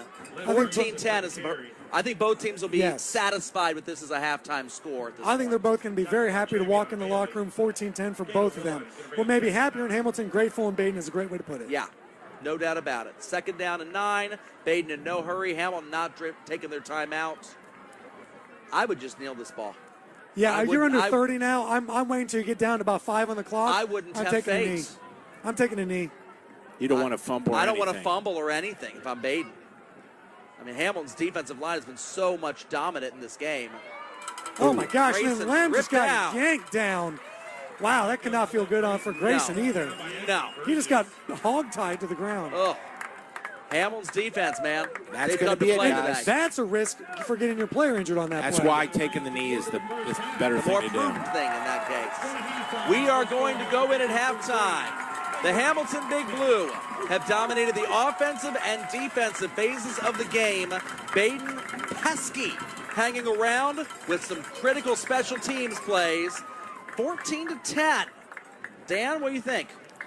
You described it perfectly. I can't really add any more to that. Hamilton is dominating on both offense and defensive lines. I do think Badin needs to consider maybe throwing the ball down the field a little bit. We haven't seen that much of them doing that this first half. But they have to have the blocking up front to give the quarterback the ability to do that. And who knows if they'll even be able to do that. Yeah, I don't know. I'm looking at it. I'm wondering the same thing. You're right. You want to at least you can't throw it deep. You're not getting the time. But I wonder if you can do a crossing route 7 or 8, 10 yards down the field to try and loosen up that first 3 or 4 intermediary yards. That may be where Badin looks to in the second half in that crossing route 7 to 10 yards. I agree. If they would maybe copy the way Hamilton threw the ball towards the end of the half with the little play actions, the short out patterns, things like that. Those are quick release patterns, and Badin's quarterback has more experience than Hamilton's quarterback, so he certainly can make those throws. So maybe you copy off the team you're playing. And if you're Badin going against Hamilton, yes. Hamilton's bigger than you, right? They're stronger than you, and they're largely faster than you. Don't put past some sort of hook and ladder or something at a critical moment where Badin can just throw one thing out there if they can keep the game close, catch Hamilton off guard. I mean, even the kickoff return had a little fake pitch to it. Well, we saw the throw to Lem over here, Lem Grayson, and we thought same thing. Is he going to look for a double pass? And he didn't. Maybe they're setting up for that. Or don't be surprised to see looking at a quick out, but a pump and go and throw it on a wing and a prayer and see if Hamilton bites and you beat him deep. I agree. Something to catch him off guard might not be a terrible strategy. I think if you're RV Crouch, though, you have to be very pleased with the quarterback play because he got better as the game went along. First half, he was a little jacked up, a little overthrow, a little bit ahead. The second quarter, the beginning of it, he was a little bit off, but not much. But then he read the defense. Also, this play down here in that third down where he found the guy intermediary down the field in that second level, and you're right, he avoided the tackler, rolled out, and found the guy. That was him growing up. That was the play we saw Jaden McClain grow up before our eyes. And I like that 11-yard dart there where he hit him on the move, perfect pass. He wasn't high there. He was confident. He let it go. I think looking at all the plays that were relevant in the first half, and there were a few, I think that third down play might be the most important overall play in the half because it was 3rd and 8. Fully agree. And it was right around midfield. And Hamilton was letting the clock drain down. Badin was not really taking a timeout. We were discussing what Hamilton's punt might be like if there were an incomplete pass. Because I was saying maybe Badin should call a timeout. If it was a poor punt, Badin could maybe try to field position. If it was a good punt, then Badin could be going at halftime with the lead. And that 3rd down and 8 conversion set Hamilton up with the opportunity to put those points on the board right at the end of the half and totally change the feel of this game, probably for the Hamilton locker room. Yeah, and that's a play where he had to read. As we said, it wasn't this is my guy, I'm throwing it to him. he had to read. He looked at, no, not that guy, roll out, avoid a defender, hit the guy coming across, mating with him. And so, like, that was the play. That to me, that's the biggest play. The two biggest plays, kickoff return. Obviously. And the third down play, which led to the touchdown, but isn't a touchdown. When you look in the book, right, it's going to be like an 8-10 yard play. That's what it's going to be. But in reality, it's a drive extender. Extender. He read the defense. He threw with confidence. That was the play of the first half. No doubt. We want to talk about any other scores. Where you want to go with this here, Jeff? Well, Andrea Blevins should be joining us momentarily. Until she comes on up, we can, if you have any more scores, give us a couple. Here's what's going on here, folks. For those of you that aren't familiar with the playoff Harbin points, when you win, you get points for the school size that you beat. So if Hamilton were to win this game, Badin is a Division III opponent.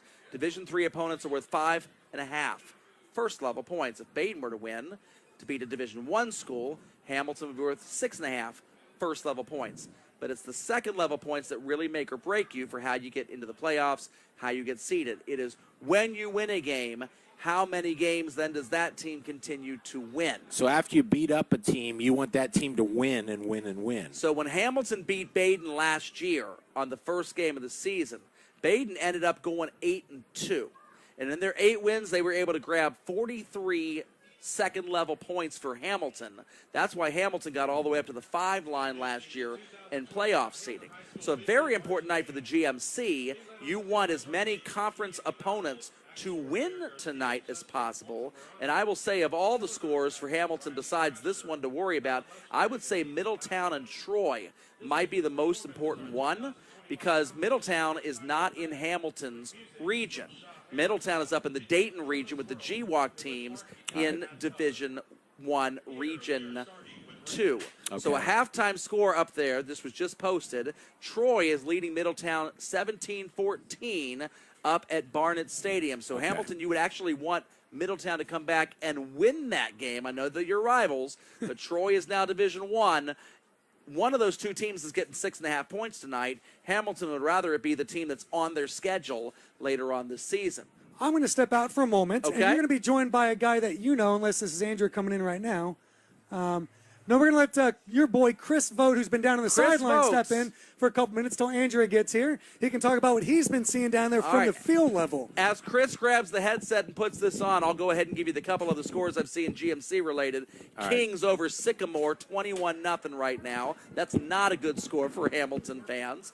And then Mason was losing 14-0 to Springboro early on. That's not a score that Hamilton fans would like as well. Fairfield was leading Wayne 7-0 at the end of the first quarter. That is a good score for Hamilton High. You want as many GMC schools to win as possible. Chris, talk to us. What's up, brother? Dan. Welcome, the Report Chris. Ohio's coverage of TV Hamilton football. Right, bringing it home to you. It's the Report Ohio takeover. No, we're blessed to team up with TV Hamilton. This is awesome. I think this is going to be a good thing for all of the Hamilton community and for us. So certainly.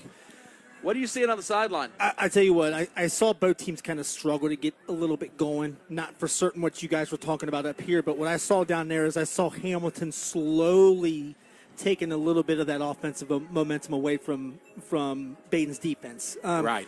The second half, I think, was all Hamilton. I think Hamilton's defense looked really good.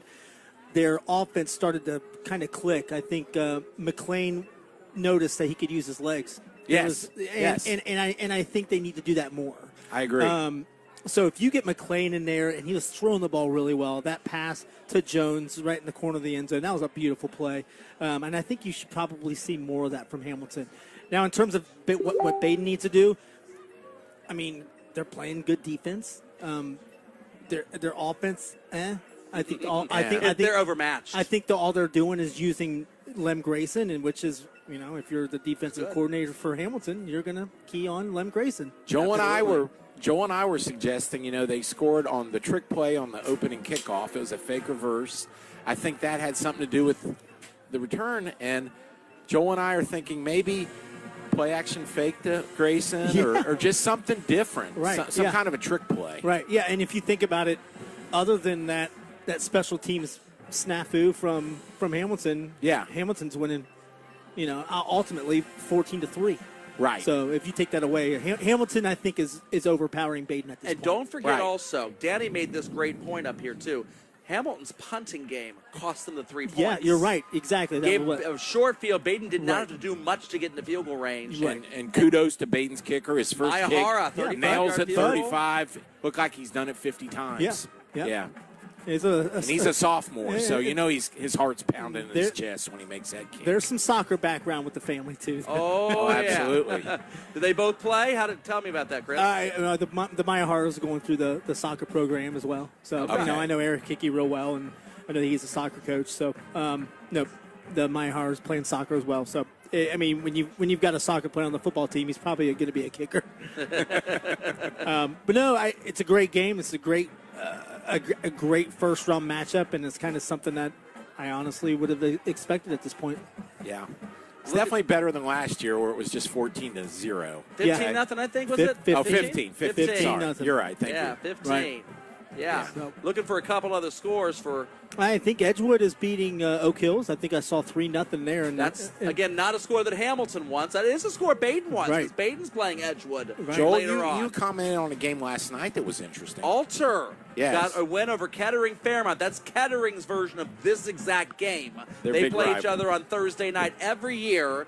They never miss it. Right. Unlike Badin and Hamilton, who've kind of scheduled on, scheduled off. Kettering Fairmont, Kettering. I think we're going to get Miss Blevins on here as well. Blevins is So. coming Okay. on. Look Joel, out. Thanks, buddy. We're going to have to hand this over to Jeff here. Thank you, Chris. And Jeff has got an interview with All the right, new I'm back here. superintendent. Yeah, we're actually going to join in. The superintendent's going to join us, and then real quickly we'll have a couple people from the BTW, Booker T. Washington Center, to talk about, if you guys saw this on Saturday, the two football teams, Hamilton and Badin, got together to do a cleanup at the Sweet. Booker T. Washington Center, which is nice. absolutely amazing.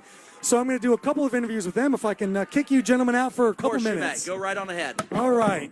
We'll see if we can get Andrew. If you see Andrew out there, send her on in, please. There we are. There she is, coming on in. All right, Andrea, come on in and join us. We're at Grand Central Station up here. This is a very active press box. A lot of things happening. So much happening up here, but so much happening in the schools.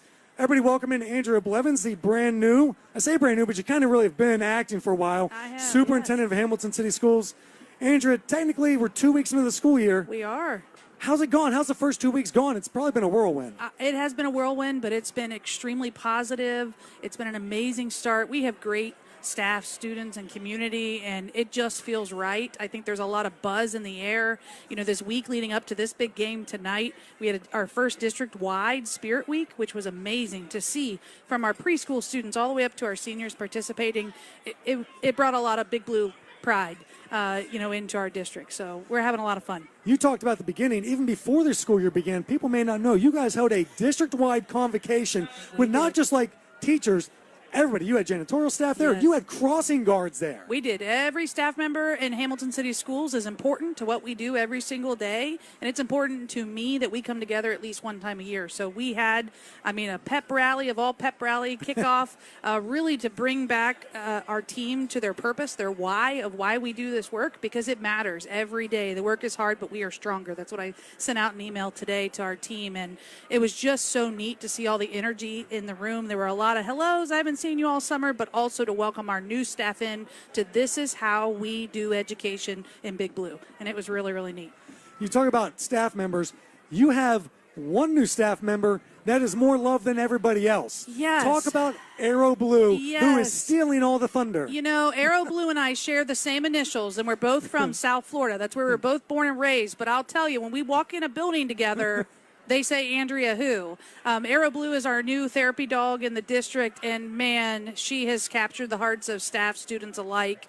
She is out every day working with kids, the number of class visits that she's doing, and she's bringing comfort to adults and students, and it's just been an amazing program. I heard actually today we're well on our way to get our second, third, and possibly our fourth dog by the end of this school year. So we is are amazing. so excited. It's a beautiful about this husky. program. Arrow Blue is Yes. a beautiful husky. Andrea, finally, what's the one thing you want people watching to know about Hamilton, the district, not just the high school, the whole entire district? What's the one thing you want to know about this 2025-26 school year? I want everyone to know that we are here to support each other. We are here to make sure that every kid gets what they need to be successful. I believe that our school system is the American dream, and it is our job to meet any kid and any family where they are. So please reach out. Don't ever, I know sometimes home and school, we're all doing the same work, but we're not doing it together. We really are a team, and I want to build that mentality. So call us, connect with us, because it just makes our team stronger. Beautiful and fantastic, Andrea.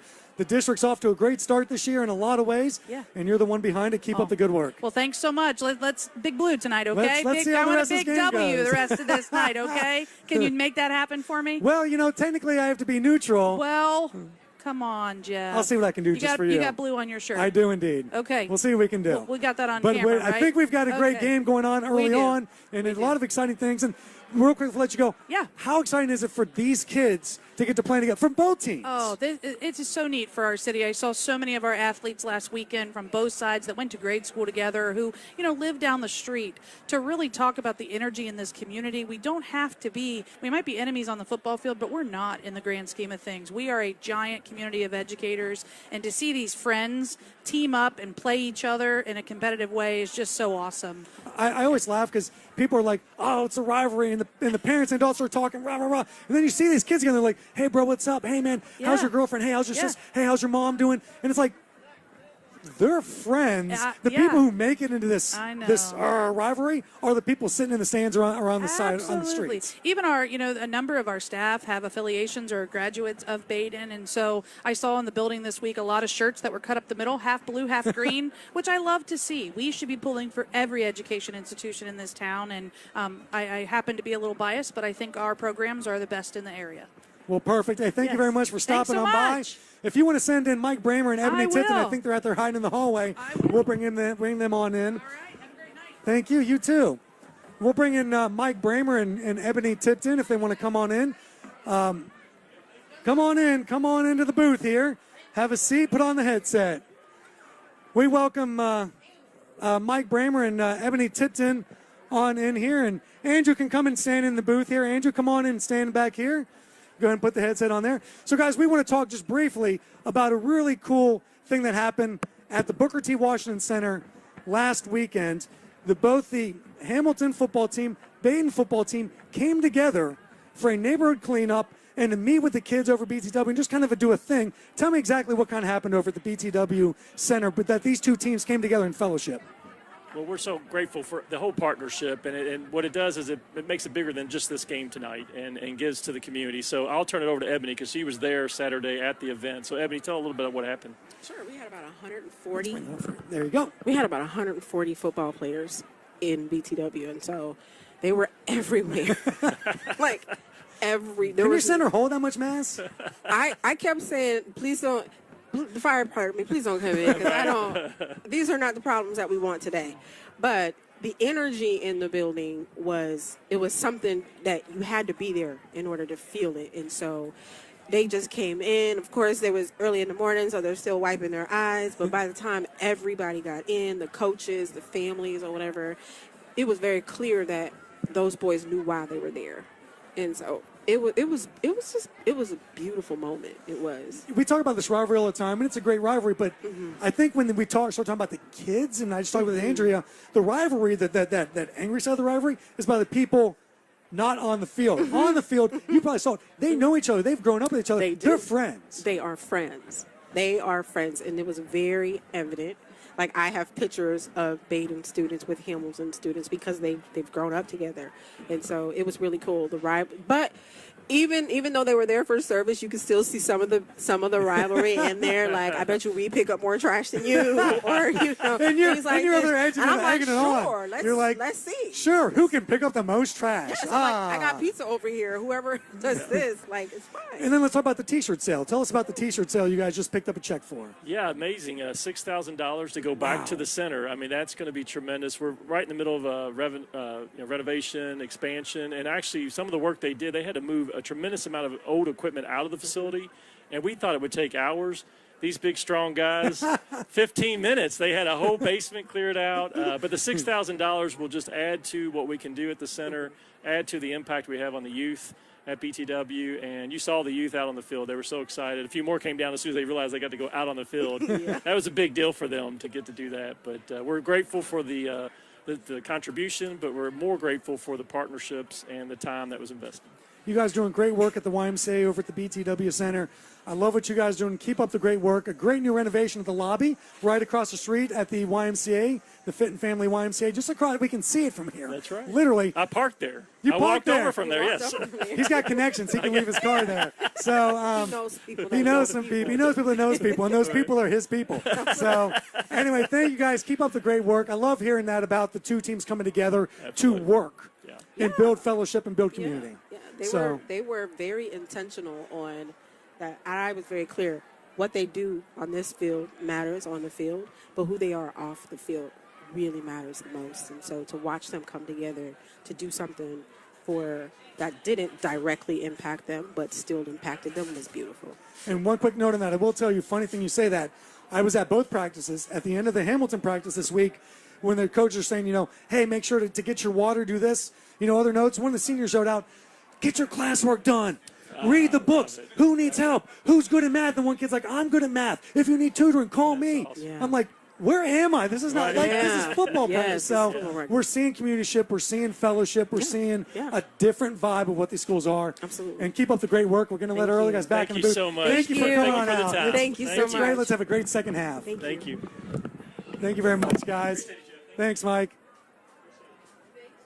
All right, well, welcome back in our two guys driving the boat here, Joel and Dan. Man, it is just it's a great thing going on right now here, guys.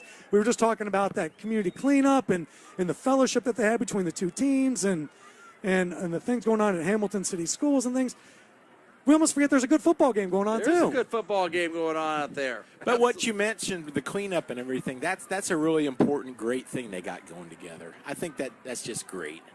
It's good for them to be able to do something together off the field. Right, You're 'cause- competitors, but not enemies. And a lot of those kids are friends. They all live in the same city in Hamilton, so it's fantastic. Yeah, and the ones who, from Badin who don't live in Hamilton, they obviously know the Hamilton kids too anyway. Because they're all hanging out in the same place. They're all going to the same gyms. So, gentlemen, we've got 40 seconds and the 3 minutes as they warm up and whatnot. Thoughts going into the second half. What is going to be key for both teams? Well, we were we were Joel just and I. talking about that off air, weren't we? I'll go ahead and start Start first. us off, Dan. Dan. Okay, Hamilton High is going to get the ball to start the second half. Yep. Joel said, and I agreed with him. Well, you tell me what you said, Joel. Well, here's the thing. Badin needs to keep this thing within our arm's reach. Yes. Right. You're getting absolutely dominated when your offense is on the field by Hamilton's defense. Your defense is held a little better against Hamilton's offense, but it's been dicey. Your special teams is what's got you still in this game. You can win this game with one more special teams play or a defensive pick six or something of that nature, but only if you're within striking distance to do it. So the best thing that Badin could hope for is a 3-and-out, their defense holds, or even a couple first downs, and they hold and they don't give up a score. If Hamilton comes out here and scores on the first possession, goes up 21-14 or 21-10, there is a possibility that the dam breaks and that the water bursts on Badin. I agree, because, when we talk about this, their concern when the game started was, can Badin last with guys going two ways against the size of Hamilton, against the speed of Hamilton? Can they just physically, do they have the stamina to do it? If they get behind, it's going to take an extra level of stamina to catch back up, and I don't know if they have that. The one thing they do have, though, I will say about Badin, they have experience, they have confidence, and they have Nick Yorty, who's won a heck of a lot of ball games in a lot of different conditions. So this one, obviously, it's a 4-point game. Clearly a toss-up at this point. But you're right. If Hamilton goes down and scores on this first drive, oh, man, that hole gets really big to dig out of. It could be real, real rough. And last year, Badin, after they lost their first two games to open the year, this offense is largely intact from last year. They came from behind in several games. Remember the McNicholas game? I think they won 10-6. Tight game. Oh, my goodness. What a great game. But again, that it's was. got to be close enough. I've got a few scores. Okay. Go ahead. Okay? And these, again, This is for the Badin fans out there. The Badin fans have been through this to me probably more than the Hamilton fans have in terms of the second-level points thing.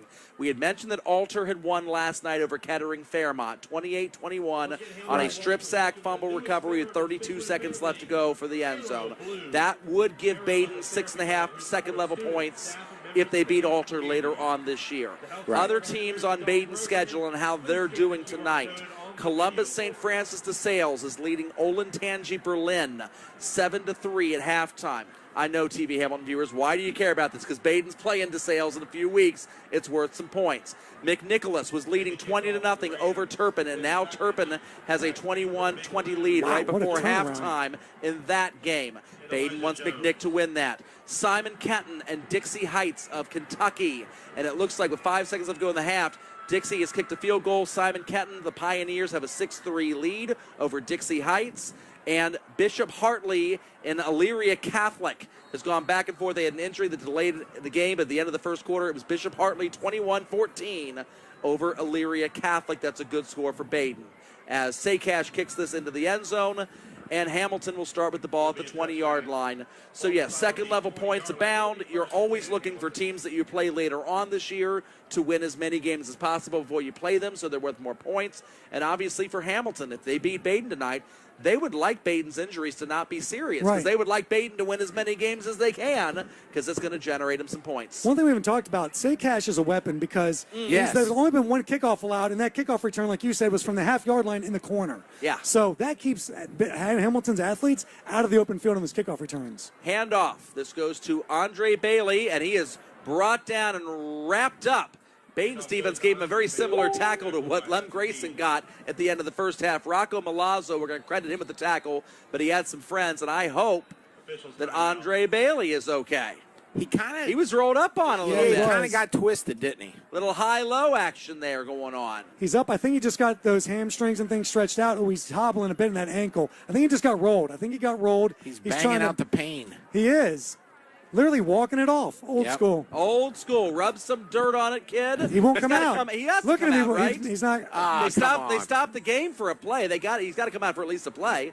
I wonder if his shoe is off. He's trying to get his shoe back on, maybe even. I hope that's all it is. Hopefully it's just a little stinger. That's all. Okay. Jaden Lewis is now going to be the running back. Interesting. Along with Jaden McClain in the backfield. First time Andre Bailey should have been out of the game all day. Quick little slant. Caught. That's Jordan Bryant breaking a tackle. They love those little quick slants, haven't they? They're very effective. I mean, they're very effective so far. When you've got a young quarterback like McClain growing into things, you don't want him to have to think too much. Like I said, Crouch said he's one of the smartest kids in the room no matter where you go.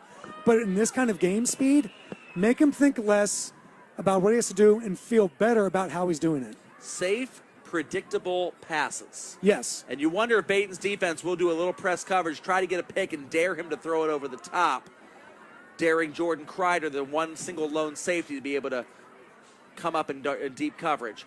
Back to Andre Bailey, who's going to run it We're going to get a holding to the call. left, but yeah, that flag got thrown there, Dan, didn't it? In that location, it's always going to be something along the lines of holding. And high school football, it's typically from the spot of the foul, which looks like it was 1 yard upfield. This might end up costing them 9 yards total in terms of penalty and setting up potentially a 1st and 19 if that's where they want it. They took it all the way back. That's 1st and 20. Okay. Yep. Back to the 25-yard line it goes. Flag must have been intended for the line of scrimmage there. When you look at an offense like Hamilton, too, a 10-yard penalty could be a killer because they're not used to picking up 15, 20 at a time. They can, obviously, but they're more along the lines of 5 to 7. And how aggressive does RV's offense want to be? They've not been over-aggressive tonight. You don't want to be with a young team, and when you've got that kind of a defense, you don't want to give up something bad. Quick little button hook into space. And wrapped up, man, Elijah Jones is fighting hard. You got Takes 4 Rams to bring him down. Yeah, I know, but he cost himself a couple yards going back. He did. Well, you got to give Badin credit there too. They're flying the ball. Yeah, they're flying to the ball. Relentless pursuit, but the first guy's not taking him down, so they know they need to. Exactly. They know they need to. I give Elijah Jones all the credit in the world there. All right. He's had a big night, hasn't he, Jeff? He's been everywhere, He's just the player. They're trying to get him into space where he can break off something and use his athleticism. 2nd and 17. Bryant, man in motion. There's nobody to the strong side of the field. Handoff up the middle. That's Andre Bailey. Running hard. Stepping over the defense. They're trying. We got some late hits going on, but also some late whistles going on. Yeah, You can't really stop until the play's dead. Yeah, the officials didn't blow the whistle. They blow might the have waited a whistle. little bit on that, but that's football. That's right. Well, and Andre Bailey's still fighting for a couple more He inches. At the bottom literally of that stepped pile. over the bodies. Okay, and keep guys, going. this is where we were discussing. Badin wants to get that 3 and out, and so it's 3rd and 13. This is a big play for both teams. If Baden's defense can hold here, they get that vaunted special teams unit on the field. And they'll probably get the ball after the punt, outside of the 20 where they've started a lot this game. So maybe more like the 30, 35. Here's the drop. Here's the throw. Oh, my goodness. Beautiful throw. That might have been the nicest throw of the night for Jaden McClain. He is 5 yards short of the first down. They will punt, but it was a beautiful throw. It was not overly high. It No. was tall, but not too tall. It was set up in the middle of 4 men in a zone defense, and Jordan Bryant just found the weak spot in the zone, sat up there, couldn't break the tackle. Baden's happy to concede that and force the punt. Yeah, and Hamilton's going to take the 8 yards of field position and hope Absolutely. that they can get off a clean punt. Let's see what kind of snap they get. Yes, keep That's an the eye on thing. this snap. This has been a bit of a adventure. Their for Hamilton special High. teams have not been special tonight. No. No, they And have it looks not. like a timeout wasted by Hamilton here. Oh, you There hate you to go. waste Oh, the my timeout goodness for that. gracious. I'd almost rather just take the penalty and lose the 5 yards and keep the timeout. Right, absolutely. I think the same thing. A lot of coaches don't think like that, or No. maybe they're thinking about the timeout in the moment, and then it's after they take it they Yeah. realize, oh, I really wish I would. I mean, you're going to punt it anyway. I'd rather have the timeout is so valuable at the end of the game or another situation. I mean, the difference is think it 5 was- yards of field position. Yeah. Do you think it was a delay of game? That's why they called it? Or do you think that there was the proper player out Wrong there? personnel. I think wrong personnel, but I would be okay. I would let the clock wind down, take the penalty, Yeah. and then get your right personnel out there. But Yes, that coaches, makes sense. they don't think like that, and maybe there's a reason they're coaching Well, them or not. maybe there is. But Is there a- timeouts are so valuable. Jeff, is there a kill sign of some sort that you can deliver from the bench to You tell know your what? players out there not to snap it? If you I got the don't wrong know because I've personnel? always said that, but no one has ever given me a good answer. Yeah. Sometimes when you're confused on a 4th and Okay. 5, take the penalty. Joel, put that in your memory bank. And then tomorrow, by the way, Joel and Chris are doing a game. Little Miami at Jackson Yes. And where can you find that, Joel? on the Report Ohio's YouTube page. There you go. Yep. So Chris and Joel tomorrow. Little Miami in Jackson tomorrow. The Jackson Iron. Oh, bad snap. There There's you the go snap. again. Did not block it. Nice It's punt. off, and this is going to be returnable. Big, great There's really no coverage. returnable. No coverage over there. Across midfield, he's still on his feet. He's not fallen down yet. I thought his knee was down. LT King, he had kept his knee just barely above the ground, and his hand hit the ground, and he did a little spin move on that. If Hamilton- Once again, Baden's special teams a lot more special than Hamilton's. Go ahead, Jeff. If Hamilton cannot get that snap down, they're going to lose games this year because of it. It's going to hurt him. Straight and It's- simple. That is costing them this game right now with only a 4-point lead because they cannot snap the ball. They Oh, can't- my This goodness. they should be can't a snap the punt. 21-point margin, but if it's the special teams that's really been the equalizer. 100%. And credit to Badin. Badin has done exactly what we thought Badin would do, which is a smart, senior-led team who takes advantage of those And mistakes. catching that punt on the run like that, my goodness, you Beautiful. let that ball bounce, then none of that happens. Correct. And you don't know where it's going. Yeah, yeah. We have a whistle being blown. Does not look like either team called a timeout. This might be an equipment thing or a play clock problem. Okay, and now they're going ahead and reset the play clock to 25 seconds, and they're going to wind her again. All right, here we And go. we've not seen a lot of passes from Colt Emerson tonight. No, we haven't. That's what I was calling for.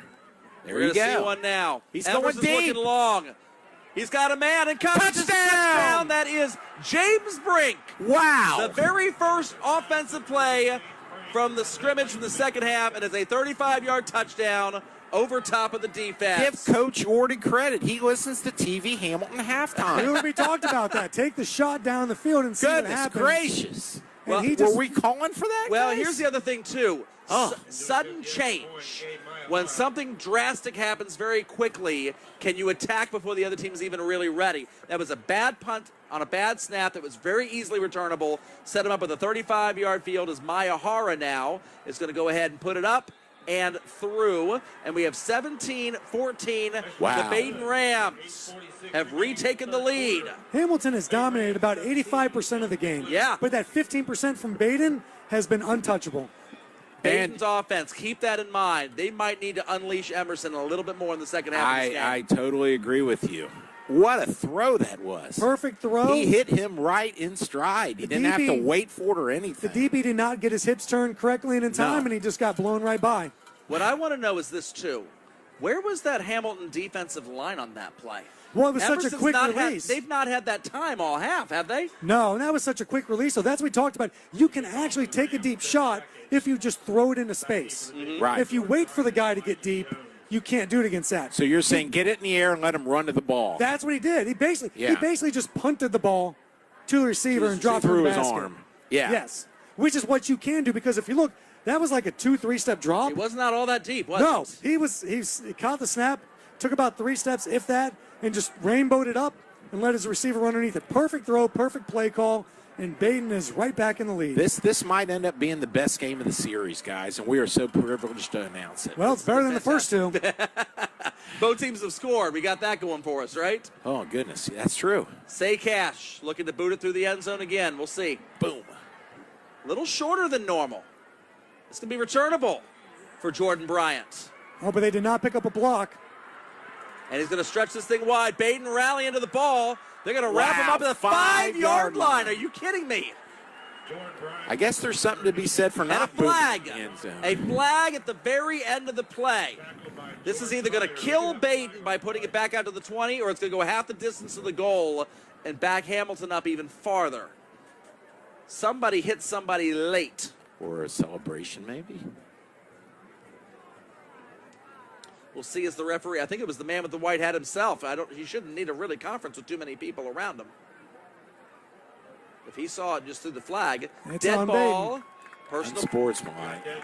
It's on Badin. So maybe an excessive celebration or something. So much for the good field position for Badin there, as Hamilton's going to basically have what amounts to a touchback. Well, once again, Wow. special teams from Badin dominating Hamilton's special Oh, teams. yeah. Not playing with Hamilton's special teams, dominating Yes. Hamilton's special teams. That's been the entire difference in this game. Badin has been infinitely better than Hamilton in that aspect of the game. Danny, this is starting to bear a strange resemblance a little bit to that Chicago Bears, Denny Green, the Bears are who we thought they were game. All that We let 'em off the hook. All that special team stuff going on there with Urlacher and company. Oh, my goodness.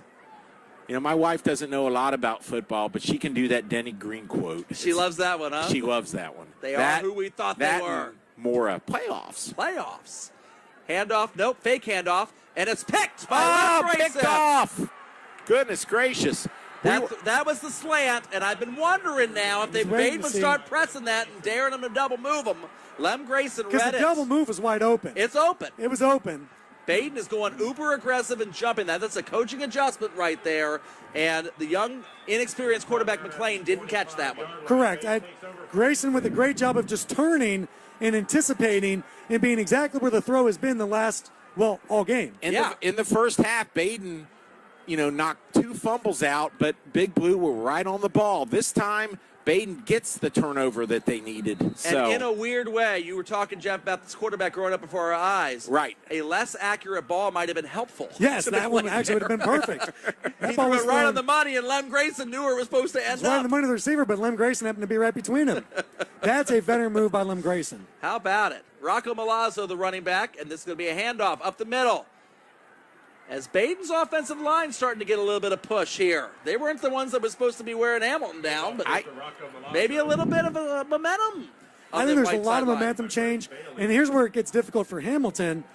They're inexperienced. They don't know what to do when you get behind. Where this Badin team, they've seen deficits, they've seen it all. They're not phased. yes. And I like the way Rocco runs the ball. He hits the hole hard, and he's a little shifty, so he doesn't get knocked backwards, and he falls forward. And he's still in there. I wonder down if and 5. Grayson's okay. I'm sorry. He just made the interception. Oh, They're probably okay. giving him a little bit of a breather. He's not Superman. He's is been he? going both ways a lot of this game. If you can get Milazzo out there for a few plays here. Emerson's going to roll out. They've got protection. Throw it away. Yeah, threw it into the turf. Nobody was open in the secondary. That was a max protect look. Only a couple receivers leaking out in coverage there. I don't mind that play call for Badin, though, at all. No, Hamilton knew that. I mean, it was just a hitch and go, and they could have jumped that route and picked the ball off conversely, like, Hamilton just did. Here's what's interesting. The ball's on the 20. If you get nothing here, it's a 37-yard field goal. You try it. I think he's got the leg. He's That's got not a the leg. question. We saw it. He hit from 35 clearly before. Yep. So do you take a big shot here? Because there's not a lot of space between the 15 and the end zone. I run it twice and go for it on fourth down. Yes, I do. Okay. Yes, I do. But Okay, Dan. Aggressive. Badin's going to take their first time out. we'll see what happens. Yeah. I do. I see your point because it puts Badin up by 6, which is a heck keep of a the lot. pressure on. Yeah. The only thing that I did not like from a Badin perspective about the outcome of that last passing play, and you know where I'm going with this, is right there at the bottom right-hand corner of your screen. Stops the clock. Do And you I think the quarterback had the ability to maybe run a few yards? Get 2 yards even? Yeah, and then run out of bounds. Well, don't run out of bounds. Don't stop the clock. Correct. You're the underdog.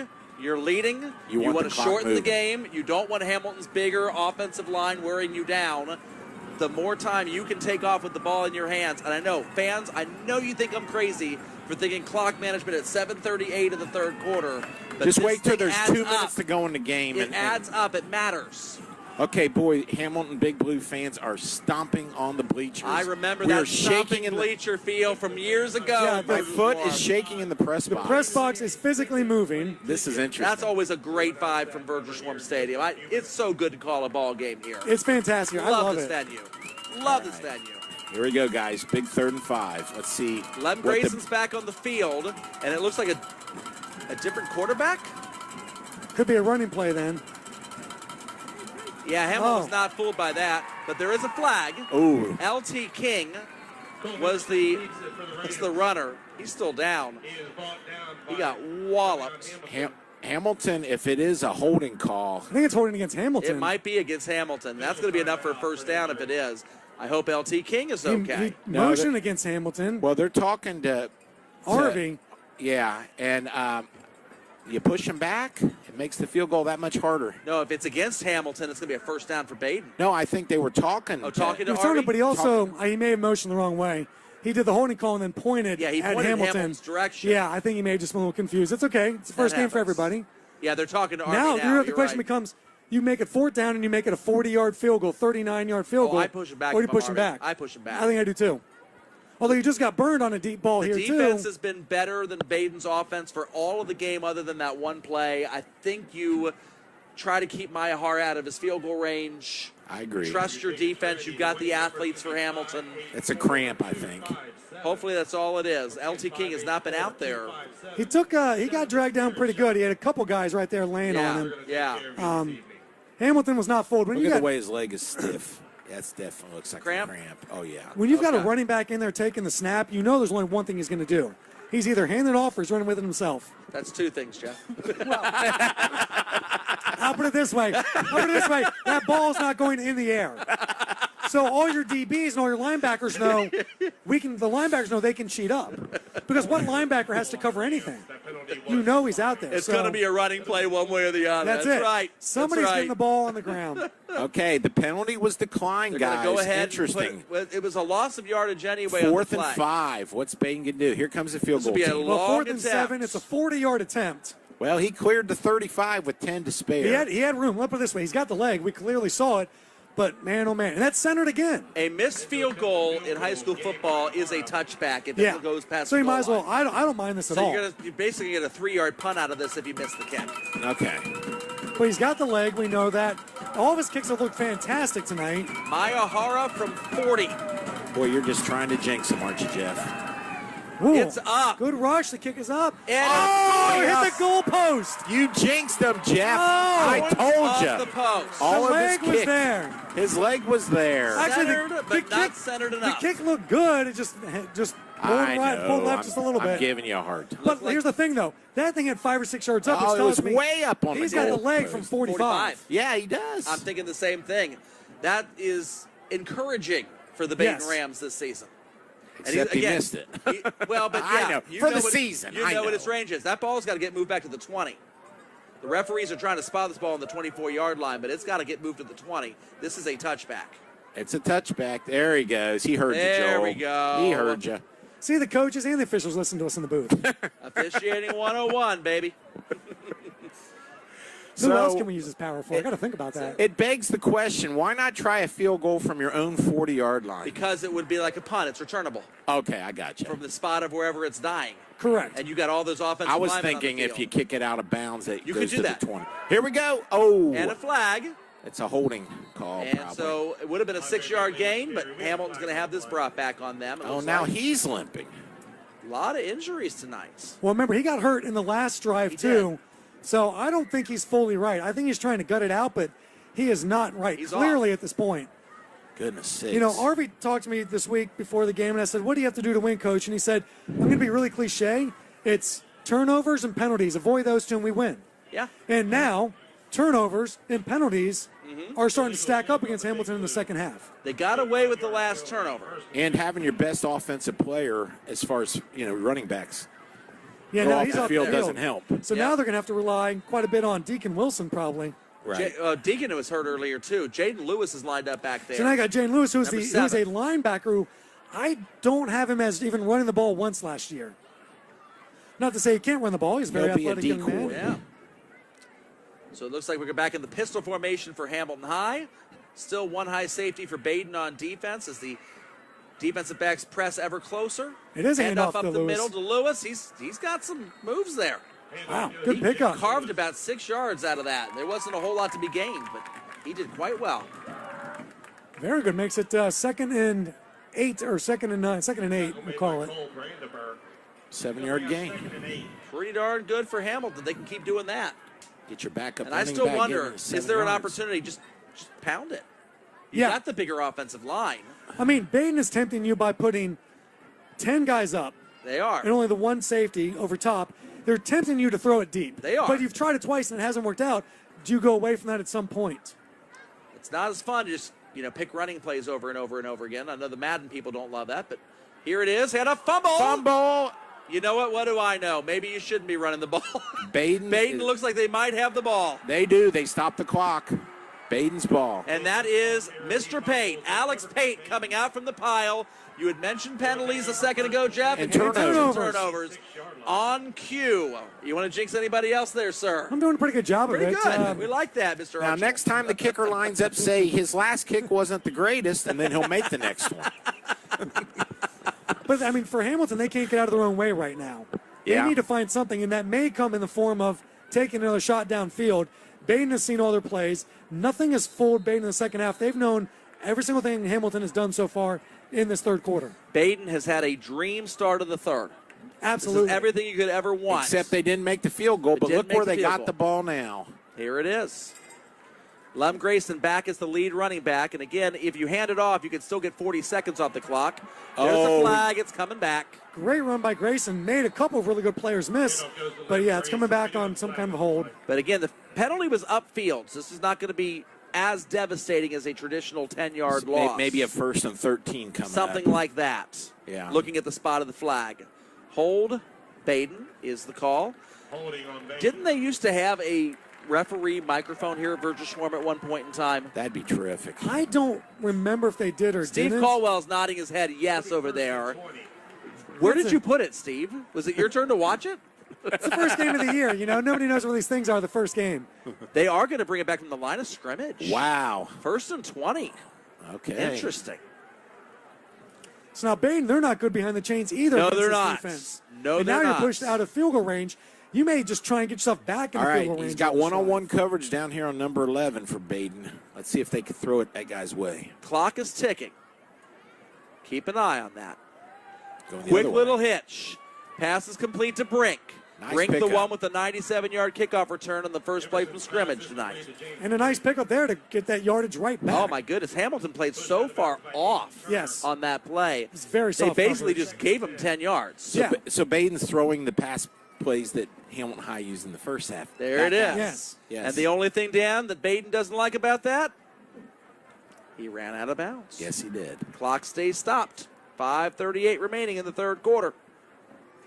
The longer game probably favors Hamilton High. And the bigger thing, you put him back in the field goal range, and now you're sitting at a 42-yard field goal if you don't pick up this first down. That's it.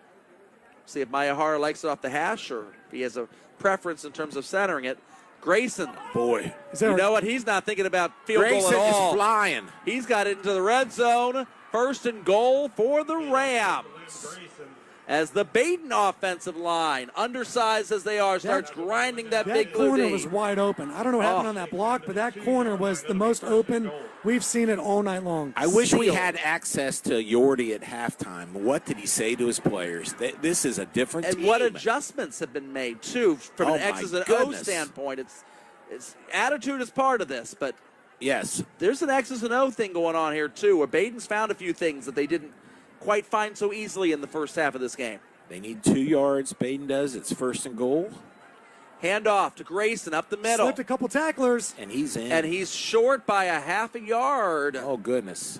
This is not bad for Badin because the clock will And continue to run. you've got a Hamilton player down in the backfield too, That'll who missed the pause. tackle. Couple Hamilton Couple Big of Blue them. players. Both of them missed a in the tackle. That backfield. should have been a 4-yard loss, but Grayson slipped through it. All right, Jeff. Now, Joel and I know each other like the back of our hands. We We're do. related. He's my cousin. Some people, he says he's my son. Anyway, that's a different story. It's just a joke.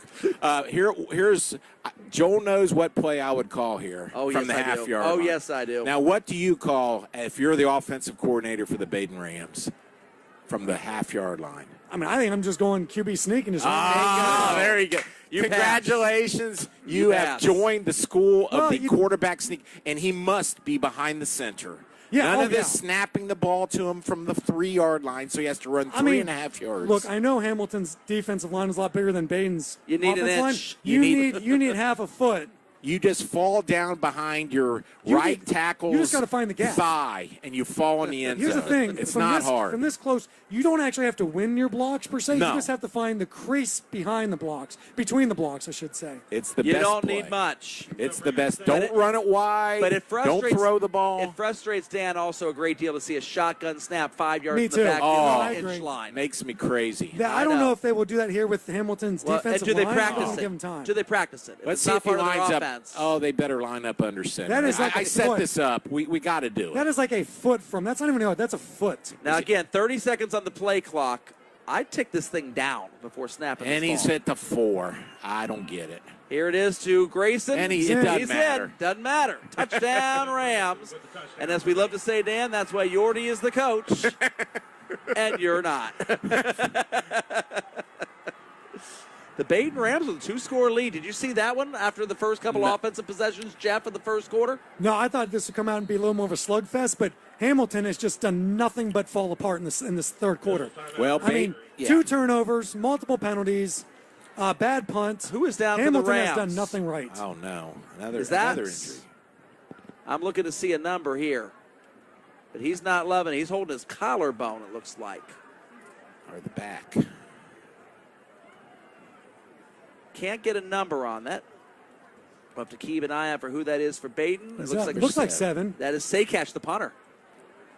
He's holding his neck.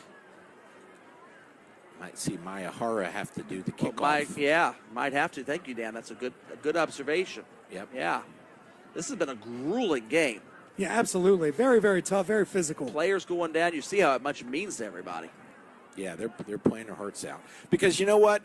In essence, it's one game of 10, right? But they've been prepping, what, three months for this game. Well, plus it's the rivalry. You've been prepping for 3 months. It's the rivalry game. You've been out doing community work with these guys. You know them all.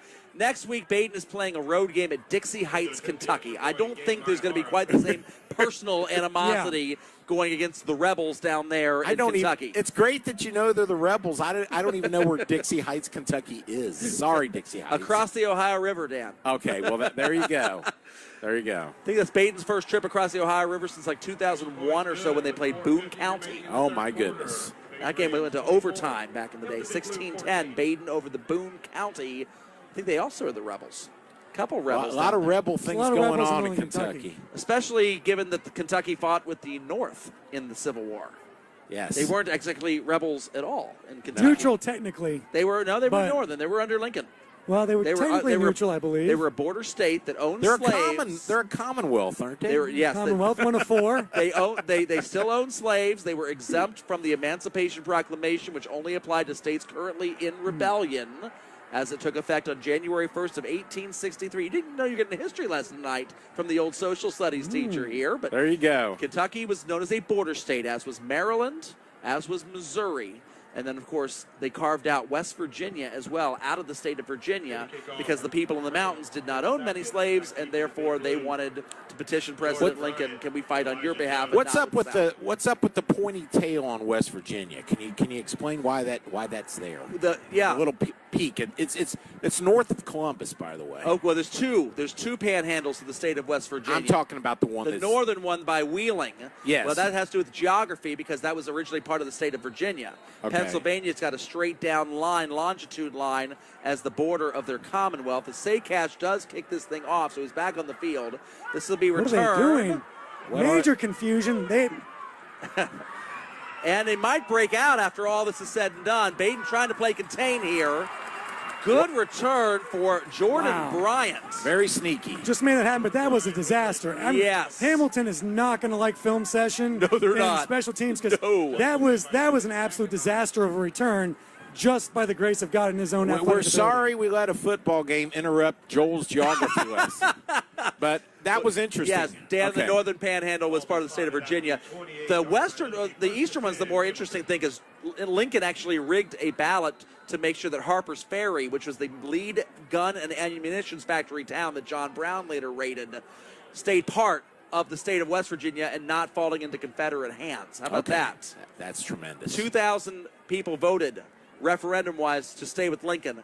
5 people voted against it, and everyone else stayed home terrified. You never vote against Lincoln. Never vote against Lincoln. Yes, quarterback draw. Wrapped up and tackled there, looking for a number. I see a 5 at the end of his number. It's so hard to see these numbers from so far away. 15, it looks like. That is Evan Kathman, the senior linebacker, calling him out. To say this is a big drive for Hamilton High is a tremendous understatement. They're down 10 now. Yeah, and they need something positive. They could have been down by 13. Yeah, they need something positive to come out of this quarter. They do. 2nd down and 9. And Lady Momentum is basically sputtered on the sideline of the guys wearing black shirts. No turnovers. Man in motion. It's going to be a quarterback draw or a quick pass. It is a quick pass. Beautiful. Over the middle. Beautiful. Complete, and Can there's he the get running a room. block? Can he get a block? He did not get the block. Yes, He's still he did. going. He slipped in. Into the red zone and wrapped up and tackled at the 5-yard line. Huge gain by Dominic Southern. The tight end. Southern taking it toward the northern end zone, and it's 1st down and goal. Big Blue, there's your big play you want, Hamilton. That's what Hamilton needed desperately. That's more yards in that reception than he had all of last season combined. There you go. Hudson Hyde cramping up a little bit for Badin out there. He's had a couple plays now where he's been sitting down doing the whole stretching the toe back thing as he's going to now come out of the game. And looks like big number 51, Pete Pendergast, is going to come in for Badin, playing both directions. And Lem Grayson is cramping up, it looks like, in the end zone as well. We need Dick Ballard to bring out the pickle juice for everybody. It's the time of year already. First game of the season, and we always see these cramps early on. We talked about this in the pregame. It's not like this is it's something we 85 expected. out here, though. No, but once again, it's not always about the heat. It's about you're not used to game speed. You're not used to game hitting, and that wears on you real quick. It's all going too fast, and Lem Grayson holds a sign up there that says, please slow down for TV Hamilton. But, I mean, he is definitely, Lem is playing both sides, and we're seeing him play not like, oh, I'm going to play this play or this play. On defense, he's in there every play. By the way, folks that are listening in, there actually is a backstory. I was the sign boy for all of the parades for years for TV Hamilton. And the old car parade. Oh, the antique car parade, 4th of July, Santa Claus, Memorial Day. And when people go past Jack Armstrong's television camera at 5 miles an hour, it's just too fast. You can't really focus on it as a camera guy. But then the people would call the station afterwards and complain, why didn't you have me on TV? Well, why did you go so fast in front of our camera? So they made this sign for me to hold that said, please slow down for TV Hamilton. And the late, great Jack Armstrong taught me how to jump out kind of into traffic but stay off of the screen to hold it up there to force these cars and these people to slow down and get themselves on TV. Apparently, at an antique car parade one year, I did too good of a job, and I nearly got arrested by the Hamilton Police Department. They threatened me, you need to put the sign down, and I looked at Jack Armstrong, and I knew how important my job was. I'm like, no, I'm not putting my sign down. Please You were slow more down. scared of Jack Armstrong than you were the Hamilton. I was much more PD. afraid of Jack Armstrong than the Hamilton Police Department at the time. That's right. All right, we got 1st and goal from the 5. Hamilton knocking on the door. Probably looking Man at a goes draw in here, I'd motion. imagine. Oh, yeah. Hand this off. No, yep, quarterback. Read option. And Badin plays contain and wraps him up. Good disciplined defense for the Badin Rams. And a white flag. Jackson Turner was the one that These guys maintained got his it. lane. They got to keep their mouth shut on the sidelines, folks. These personal fouls are not helping. We'll see who this one goes Yeah. against. If it's against Hamilton, that's devastating. If it's against Badin, it's going to be half the distance. And Hamilton's still sitting reasonably pretty on this thing. There's discussion. The down should be lost either way. The play occurred. Yes. And there's no automatic first downs, I believe. Personal foul on Badin. That's Baden's third Baden's personal foul gotten in the this worst game. of that. Yeah, they've had 2 personal fouls and 1 taunting in this game. That's not what you usually see out of a Yorty team. No, you don't. I can tell you this: whoever those 3 penalties are on, they're not going to enjoy film. No. There's going to be a lot of unpleasant film study going on A lot here. of extra running, a lot of sprints. So Badin plays maintained, but they get a half the distance to go. And here's the power T I've been looking for out of Hamilton. This is it. I've been wanting to see this from them all game. Yes. Terry Malone would be proud. This is a classic. A lot of these have been a handoff to Andre Bailey. Look, he's the left running back, number 1, but look at them taking Dominic Southern at fullback, and it looks like another offensive lineman, Eckley Bridges, back there. That's the look for the defensive lead. end. There it is. Handoff, and he's short. That's Andre Bailey, but he got half of the yardage he needed. They can do that 2 more times. Yeah, it's awful predictable which way you're going when you put a lineman as the right running when back. your defensive end is in there, It's kind of like he's when in there again. Refrigerator Perry Yeah. was the lead blocker. 59 there on Just the right. foul over the That A is fridge. Eckley naked Bridges. bootleg would be awesome here. As a No, quarterback, sneak. There it is. just for for me. Dan. Keep the Just for quarterback. Dan.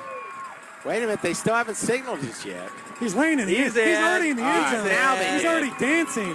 Jaden McClain. Are you with the allowed to quarterback dance in sneak. high school? Are you allowed to dance? I guess you are. I think those officials were a little bit confused.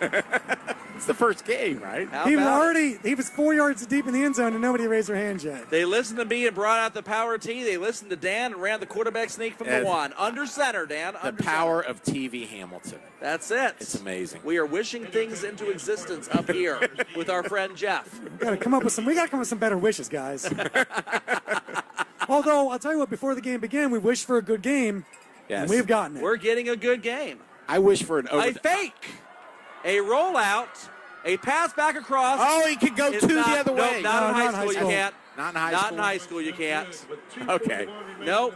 Okay. In college, you could. That looked like a straight fake. I think it was straight fake. But Think it why? was? I don't know, because now they're down by over 4. a field goal. Why? Oh. That's a risky play call there. Well, you're thinking get the 2 and then a field goal wins it. I guess. RV gambling. It's awful early for that. You still got 2:41 left in the third. I think that's maybe they thought they'd catch him by surprise. But Yeah. credit to Baden. They weren't for being buying disciplined. It. They weren't buying it. I'm going to be the devil's advocate. I'm going to say it was a flub up on the snap. It was it? Did you see anything They like had that? a receiver out there. Unless they yelled fire. He had 4 defensive backs around him. There was a I mean, receiver out maybe there. it was kind of muffed and they yelled fire. Well, it's the MO for the Big Blue tonight with the special teams, okay? Yeah, it really I is. mean, it really is. Hey, Steve Caldwell, as unbelievable as your broadcast is, here's your next upgrade for next year. Get us instant replays. He's not busy enough doing all the other things that he's doing right now. He can do that, right? Well, let's talk about what a answer from Hamilton that they desperately needed. Oh, they desperately did. They could not turn it over. They could not go 3 and out. They had to have that touchdown drive, and they got it, and they delivered. Now, what does Badin have up their sleeves? They hit Hamilton hard and fast to start this quarter. What can they do on this drive? I guarantee you Badin likes one thing about this whole situation. That's their special teams unit is on the field right now. You are right about that 100%. If they could run their entire special teams unit as their offense, they might be doing that right now. Can they go punt formation on first down and run some fakes out Just of run it? fakes. Just to fake field goals. Every special teams play you got in the Now, book. that would be playing some Madden on PlayStation. Yes, it would. And no chance for Badin to run that one out. Yes. Hamilton special teams a little more special Once on that. Once again, both kickers have done a phenomenal job of not allowing much. The only one that really was allowed a good return was that first one, which went for the touchdown. And Hamilton got a pretty decent return on their last one that set up their drive. Yes. And their long pass. Can I lobby a rule change here, folks? Go for it. Let the guy run the ball out if he wants to. For high school football? Yes. Yeah. Let him run it out. I wouldn't complain about that. Like the way it used to be. I know I'm old, but it's just, I know it's about safety, but they're football players. They know. High school, I think that's been the rule for high school football forever, though. I don't remember it. No, you could run out any kick In back high the school? day. Oh, yes. When I was in high school, you couldn't, and I graduated in 96. Okay. Got to be older than that then, Dan. It goes back. In the 70s and 80s, you could run back kickoffs out of the end zone. Okay, look, that Dan up. took a wagon to school, okay? That's true. It was a rambler. Close enough. We have a timeout taken on the field, and there's another timeout you don't like on a change of possession. You're not organized. Yeah, that is Not great. Oh, my goodness. That is it. Like, it's not even after a bad play on first down, it was disorganized. You're coming off the sideline. You better have that play organized and ready to go. So, is that Badin's second or the first? That's Second? Baden's second timeout So of the one second half. timeout left. Both teams have been burning through timeouts like playing poker They chips haven't in changed Vegas. it on a scoreboard yet. It's in the but scoreboard. I swear Badin used one before. Yeah, they did. I got it written I down. know Hamilton used one. I've got it Yep. written down here. Okay. Okay, good for you. Yeah, they're dead now. Nope, it still No. says 2 on the board. Okay. I've got Baden having taken 2. Maybe Referees the, are maybe consulting with each other right now because I see they got their notebooks out. Maybe the scoreboard operator is a little confused on a timeout coming out of a Possibly. touchback. Yeah. Or possibly there was an injury and nobody was officially charged. That's a good point, Could too. also happen. There've been a lot of players down So right now, timeouts are 2 and 2 on the scoreboard. on the scoreboard. Referee keeps looking at it, though. He's looking at something. There's a number 1 being shown. I think they want to get that written correctly on the scoreboard, potentially. They've reset the clock to 2:40 because the clock also ran there after they blew the whistle for the timeout. They burned 12 seconds off the clock. So they put that back on. 2:40 now remaining in the third quarter. Now we got a timeout. And we still by the have a officials. problem. The fans are booing. They're still looking at the scoreboard. Something's Yeah, wrong. I think there's one timeout, and the scoreboard operator has it wrong. Well, the referee, given that he does not have a microphone, is going to have Let's to go over listen. to Arvey. There it is. They're trying to motion to the press box. Arvey can headphone something up to the coaching staff who can then come down from upstairs and tell somebody. He's walking over and looking at us. It's where the referee and the coaches have to help each other out to make this work. It's a mystery, guys. Nothing's changed on the score. Oh, they just lowered it to 1. One timeout left There for we go. Hamilton. They put it on the wrong side of the board. Maybe Hamilton called the timeout. No, Wait a minute, now no. it's timeout. They did The not. scoreboard operator's The really scoreboard struggling operator's in having there. a hard time. It's his first game. It's his first game of the season, too. It's our first game of the season. Now they got Baden down to 1 timeout left on the board, which is correct. They got to get Hamilton back up to 2, though. Shouldn't bet hard. I think. There he they played go. switch. There we They are go. finally correct on the scoreboard. Life is good. Memories of the late Carl Schott. Oh, my God bless the man who did the clock here for a lot of Baden games for a lot of years. And there were a few of those moments at a few of his games over the years. So the question is, what does Badin go to now? They've had some success in this quarter. Oh, there's a we got flinch by false Badin. start. There's a Yep. flinch by Badin. Hamilton flinched first, But he flinched did not up. jump into Yeah. the neutral zone. He flinched up, And not then they forward. flinched a second time, and then, again, not into the Yeah. neutral zone. And then Baden's offensive lineman went ahead and flinched. It's going to be a first down and 15 for the Rams. This game won't die. No. These boys are playing really hard, both teams. Give them Yeah. credit. Now, the turnover bug, Hamilton High would love to see Badin have it right now. And we have another whistle, because why wouldn't we? This is smooth as tapioca here. Oh, my goodness. Reset the play If we clock. keep this up, Joel's going to have to tell us about the lost state of Franklin. That's true. And nobody wants that. No. You can tell us about Daniel Boone being I born can tell there. you this, if we have to go back to the Spanish Inquisition, nobody would expect it, that's for sure. They- Handoff to Lem Grayson. Up the middle. Nice effort just to get a couple yards. Great job because he was nailed dead to rights in the backfield, but he made 3 yards out of that. He jumped backwards, took the ST plunge to get 3 yards. And he's down. He's got the. I think he's wearing out. I think he's just physically wearing out. It'll be 2nd and 12. Chris Vogt is shooting some great highlights on Twitter right now, by the way, too, of some of these touchdowns. You can find that on the Report Ohio. On He's Twitter. cramping That's up, right. guys. Yeah, he's cramped more up. cramps for Lem Grayson. I mean, he's playing both ways. It would be great if they could find somebody else to give the ball to in the backfield to kind of give him a rest. But, he's the one guy who's making things happen, so you don't want to, go away from him. But you need him on defense, too. So That's correct. you can go to Rocco Milazzo Milazzo can run. at the running back position. And Milazzo had a good run in this game. Yep. But, man, when you're in a tight game, you like to go to your A1 player. Couple of out-of-town scores looking at the GMC. Hamilton fans that are wanting to know. Right before halftime, it was Springboro 21, Mason nothing. That's not good news for you all.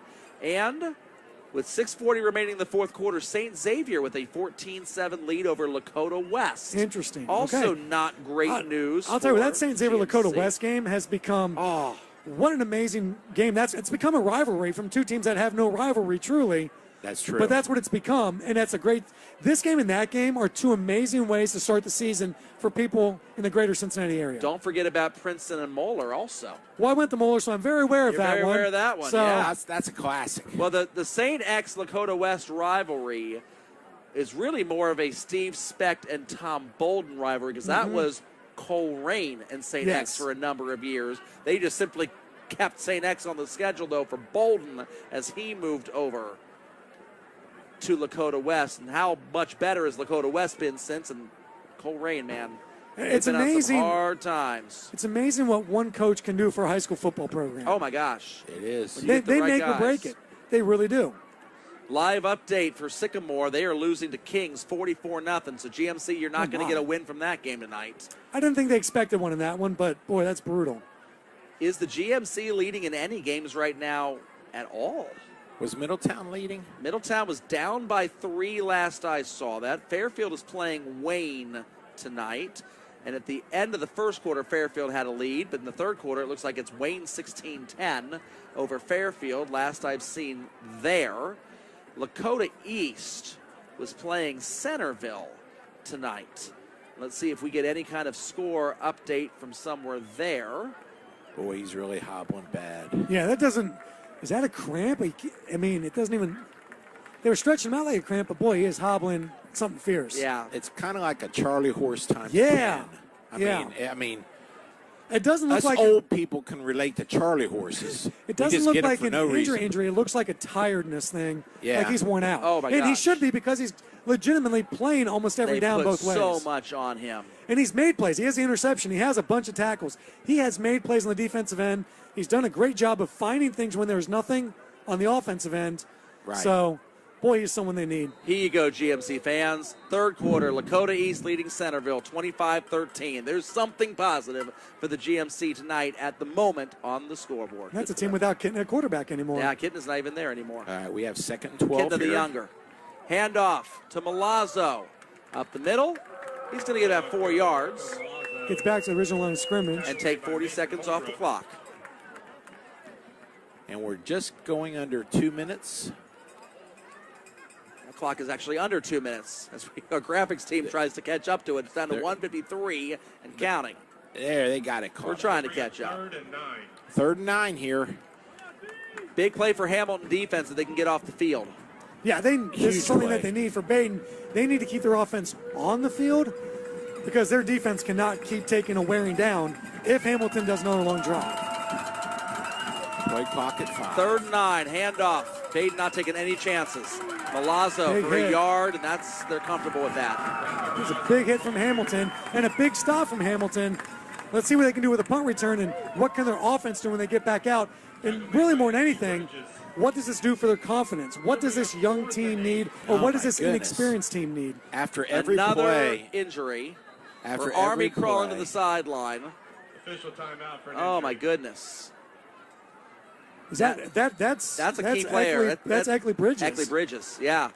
He Who can't put weight on his right foot Barrel right now. rolls onto the sideline. Hopefully it's a cramp and nothing worse than that for him. tried to save any time. And keep in mind, not only is he a phenomenal defensive end and making plays in this game, he came in as a fullback to block on those goal line situations. You're right. He did. You're right. So he's playing some both ways a little bit too tonight. Well, I got to say, Badin came out in this third quarter, did everything they wanted to do to build this lead back, take the lead back, take the momentum back.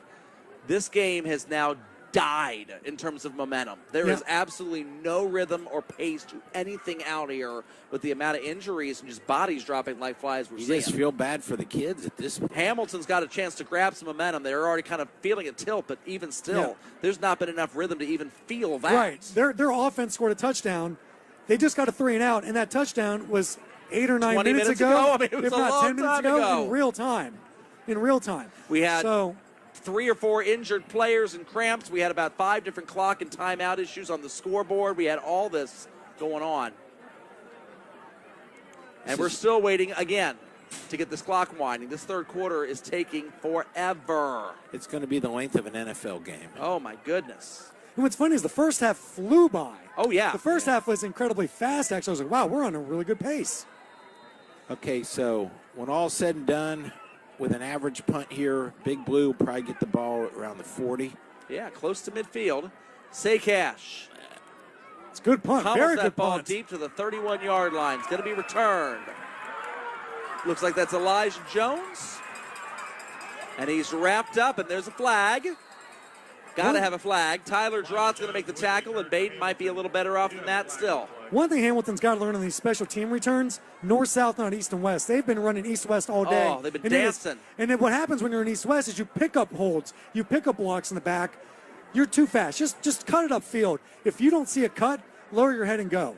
If you see a lane, take it. If you don't, lower your head and go. These guys are dancing, and it's cost them. Their special teams tonight has just been, I'll say, atrocious. It's been brutal. It's been brutal. It's been It is- absolutely brutal. It is the difference in this game. Yeah. Baden's agree. special teams over top of Hamilton's special teams has been the one difference in this game. And it's been such a wide gap in difference. It's Personal not just foul on Hamilton, 15 yards. 15 yards. That's going to send them all the way back to the 24. So there went the field position they were gone. helping to get. So they're going to be sitting around the 40. Now they're all the way back here. Once again, don't dance. Cut upfield and go. Run straight. Like, if there's a lane, you can cut to that. But you can't go all the way from the hash on the other side and come all the way back and not expect someone to block, hold, do a chop block, do something.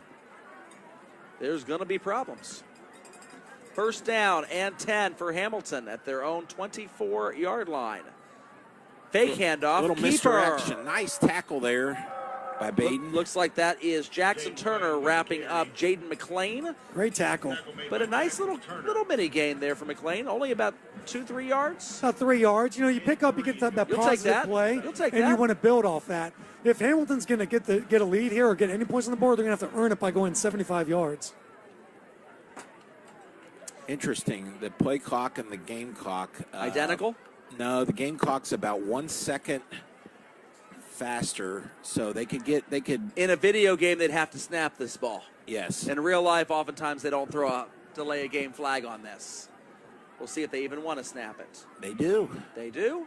Handoff goes to Andre Bailey, and he's wrapped up in the backfield. Baden's defensive line is held up better than you would Yeah, expect. they're bringing their linebackers downhill. That's where the difference is. They're really that front four is a front seven because the linebackers are not playing the pass. No, they're not. They are straight up saying, we're going to stop your run. Make your unproven, your inexperienced quarterback beat us. And last drive, he did. He hit him for a good pass. Yeah, he did. And to end the first half, he beat him with the pass. Yes, he did. And I think Hamilton needs to open up a little bit, not be so vanilla here. So Yeah, we'll see what I happens. kind of agree. 2nd and 8. Even the little dink and dunks on the outside, Yeah. they've been pretty effective. They need to get away from I mean, the hashes. don't let the interception, get undermine your ability to throw a pass. Harvey talked about McLean this week when I was talking with him, and he said he wanted to have, quote, a gunslinger mentality. Wow. He said he knows interceptions are going to happen. He said he knows right now he throws passes that Harvey does not like. But he's okay with that because he has to learn, he has to have the confidence, he has to throw the ball like he expects it to be completed, and he will learn as he goes. That's true.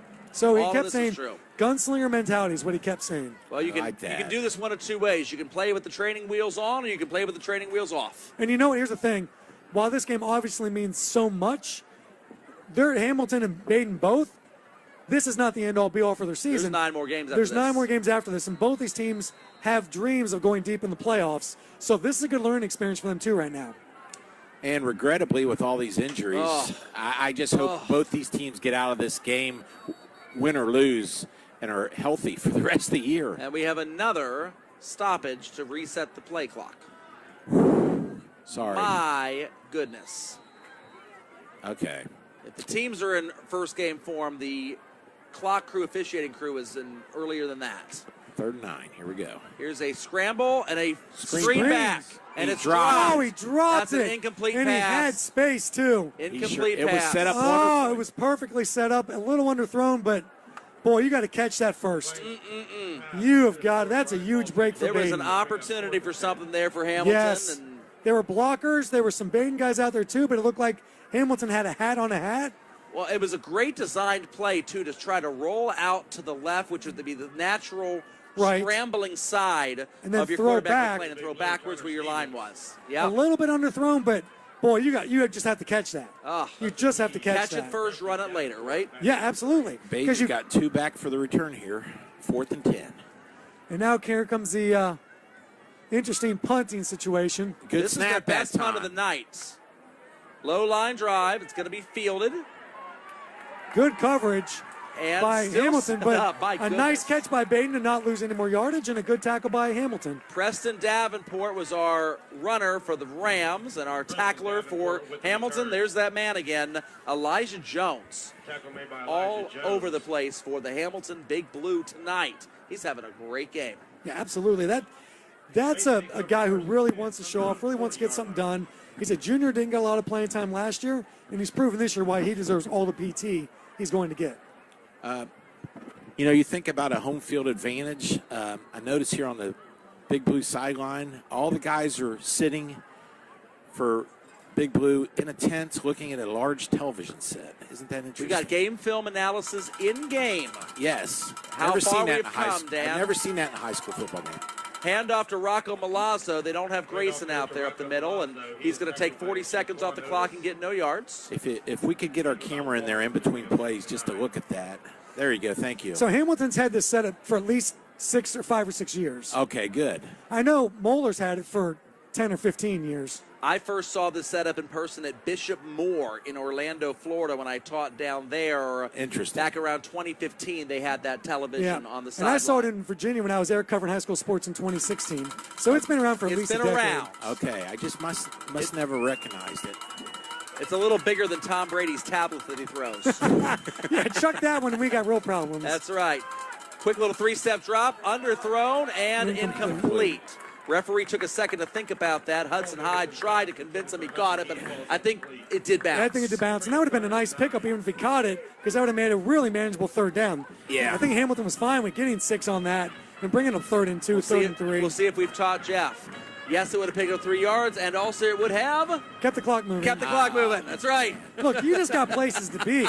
That's all. There is nowhere else I'd rather be. Joel just wants to get home. No, he doesn't. I've got no wife and no kids. You think I want to go home? I don't know. There's some people with wife and kids who may want to spend that time It's here. true. I am happily here at Virgil Schwarm Stadium calling a Hamilton-Badin game. I'm just thinking from a strategic standpoint with all the injuries and Badin being the underdog on paper. You don't want to make this game last any longer than you need to. 3rd and 9 rolling out across his body. Never a fan of that. Yep, not much there for Emerson to work with. Hamilton's defense had that snuffed out pretty early. Incomplete, and a clock stoppage, and a punt. I like the rollout because it gives you more space to work. You're not going to get stuck in the pocket and get sacked, but rolling to the opposite throwing arm, Yes. it's tough for any quarterback, especially a high school quarterback. Now, that'd be a great play for Big Blue because he's rolling out to his left arm. Right. Which is perfect. Right. All right.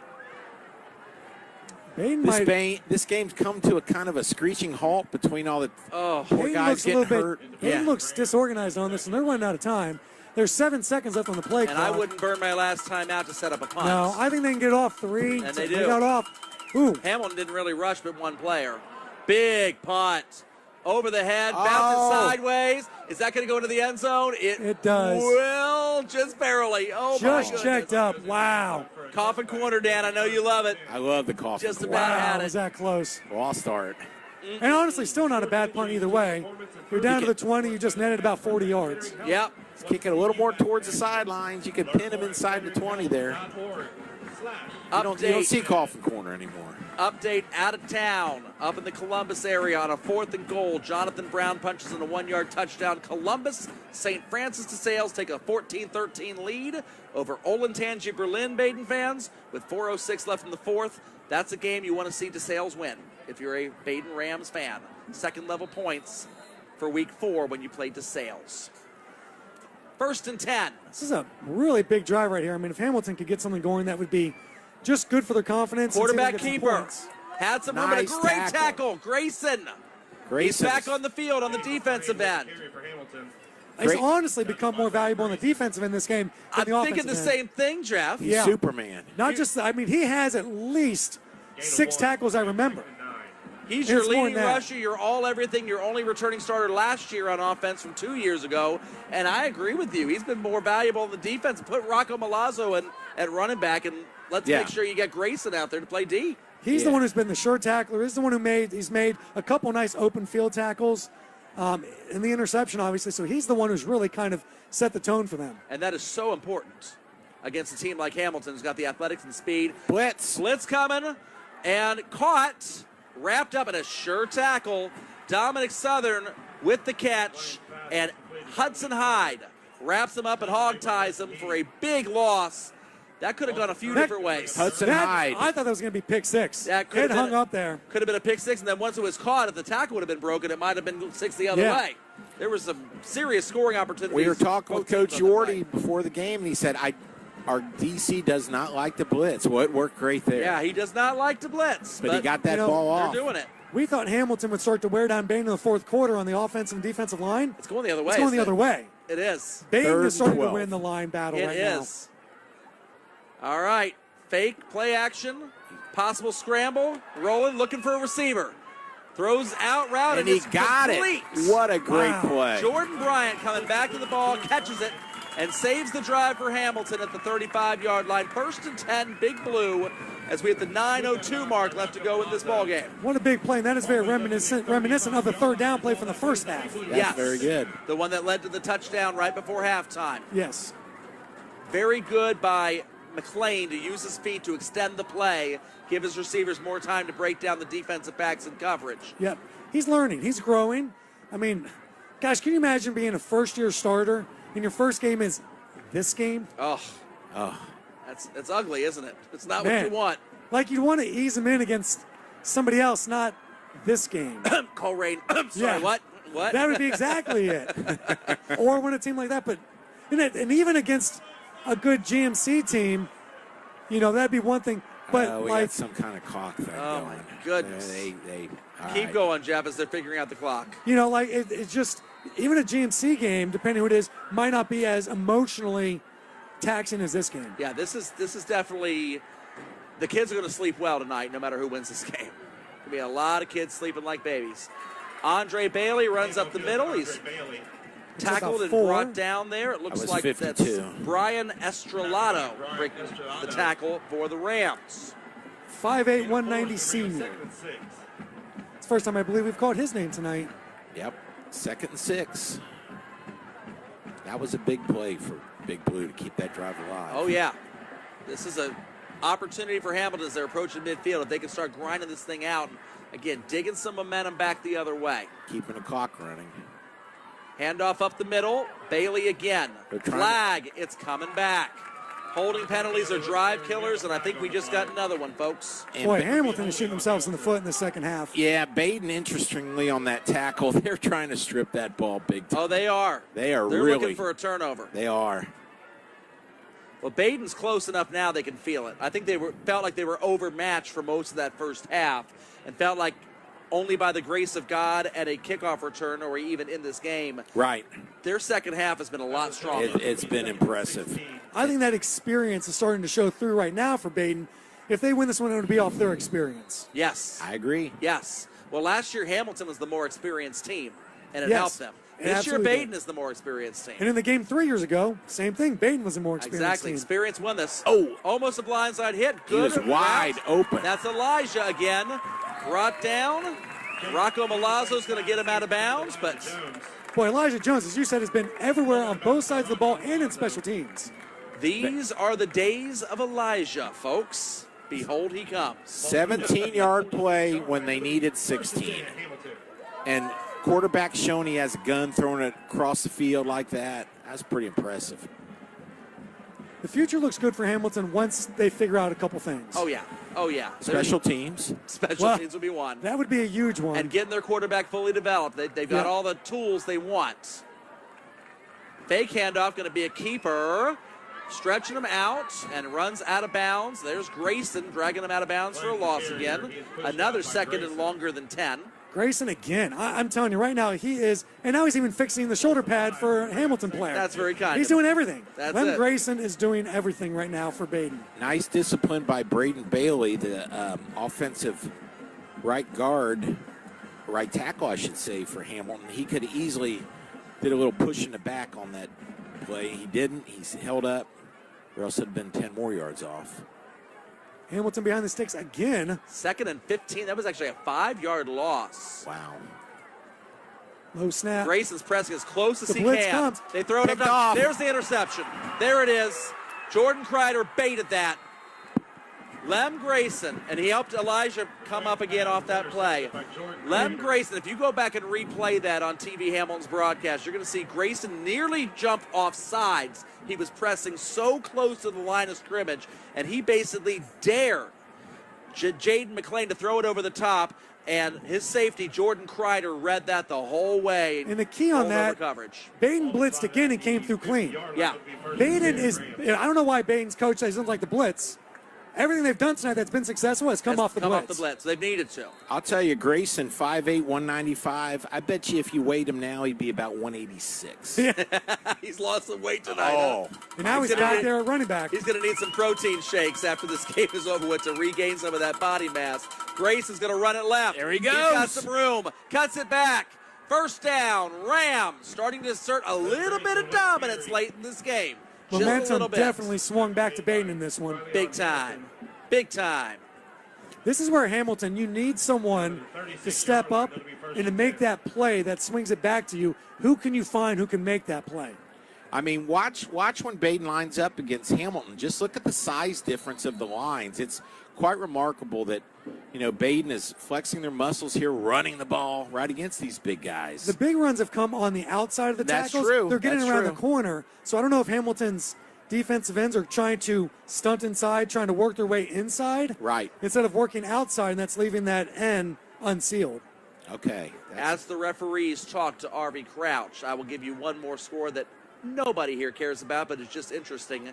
Marion local tonight, 56-0 Well, over South Adams, Indiana. Well, tell the TV Hamilton viewers about the majesty that is Marion. The Marion local Flyers have just won their 56th straight game, including 4 state championships in that run. They have not lost since they lost to New Bremen during the COVID pandemic of 2020.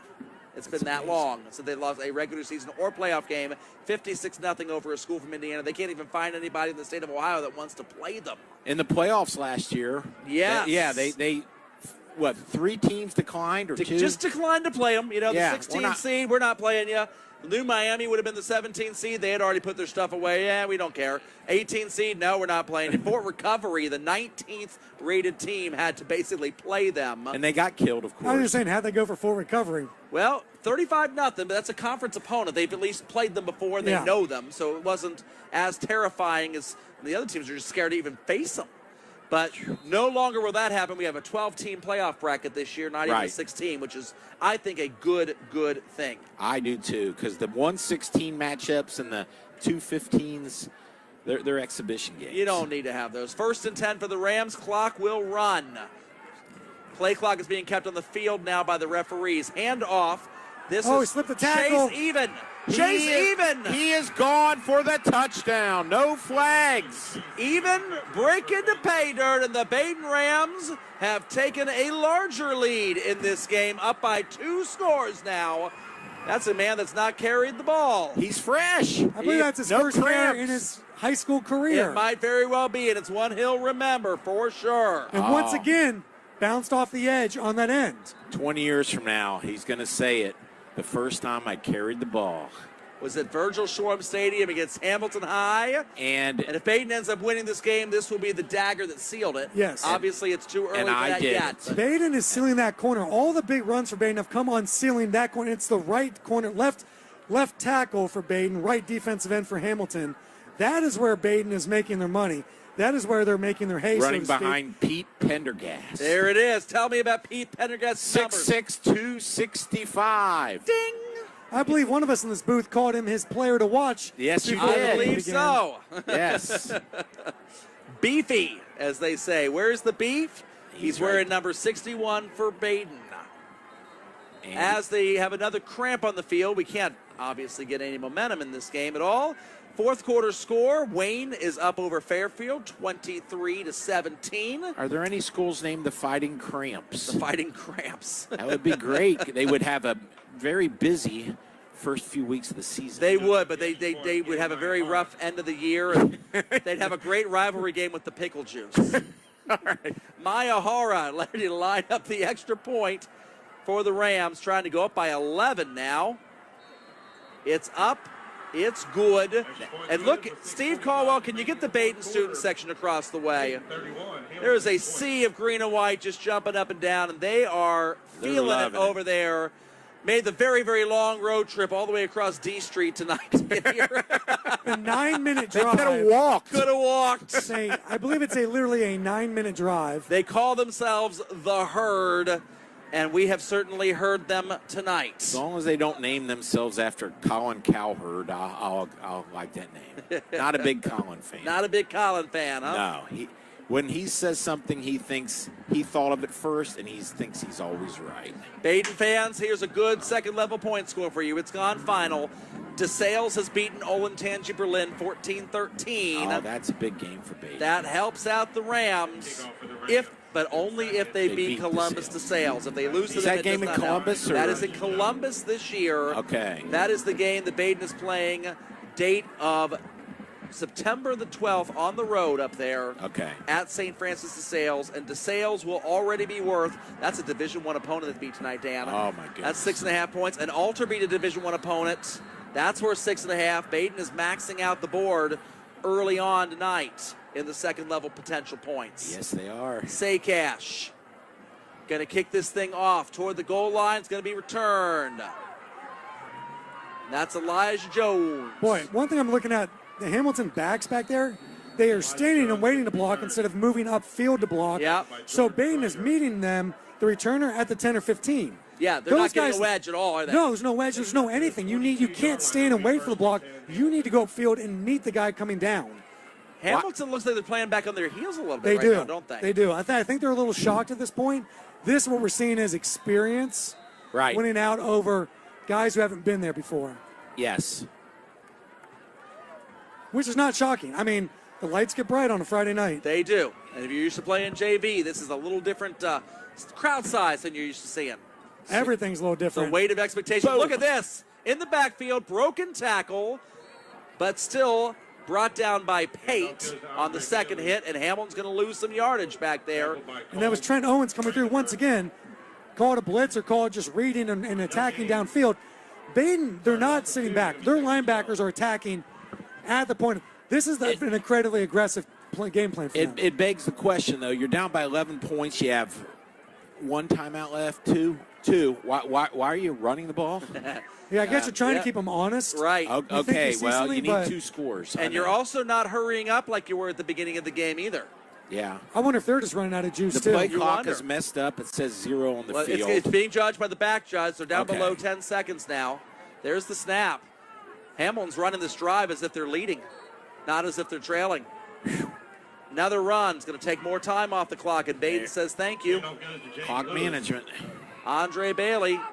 He's got, I hear Hamilton fans down below is pleading, the ball. stop running the ball. Yeah, throw the ball. The problem becomes now you're down by 2 scores with 5.5 minutes left. if you don't get it here, I guess you have Do you to go punt. for it? I mean, I You would have to punt. go for it. I would not punt if I were I think him. No, I'd you go have for to it go for it. because if you You're give only it, going to get the ball back one more time yeah, anyway. if you, need to if score you both don't drives. get it, you can home to field goal, and it's still 2 scores. It doesn't matter. Yeah. Well, Baden's 3rd and 9. Let's see if Badin blitzes. Nope. Four-man they're playing- rush they're only. Playing straight.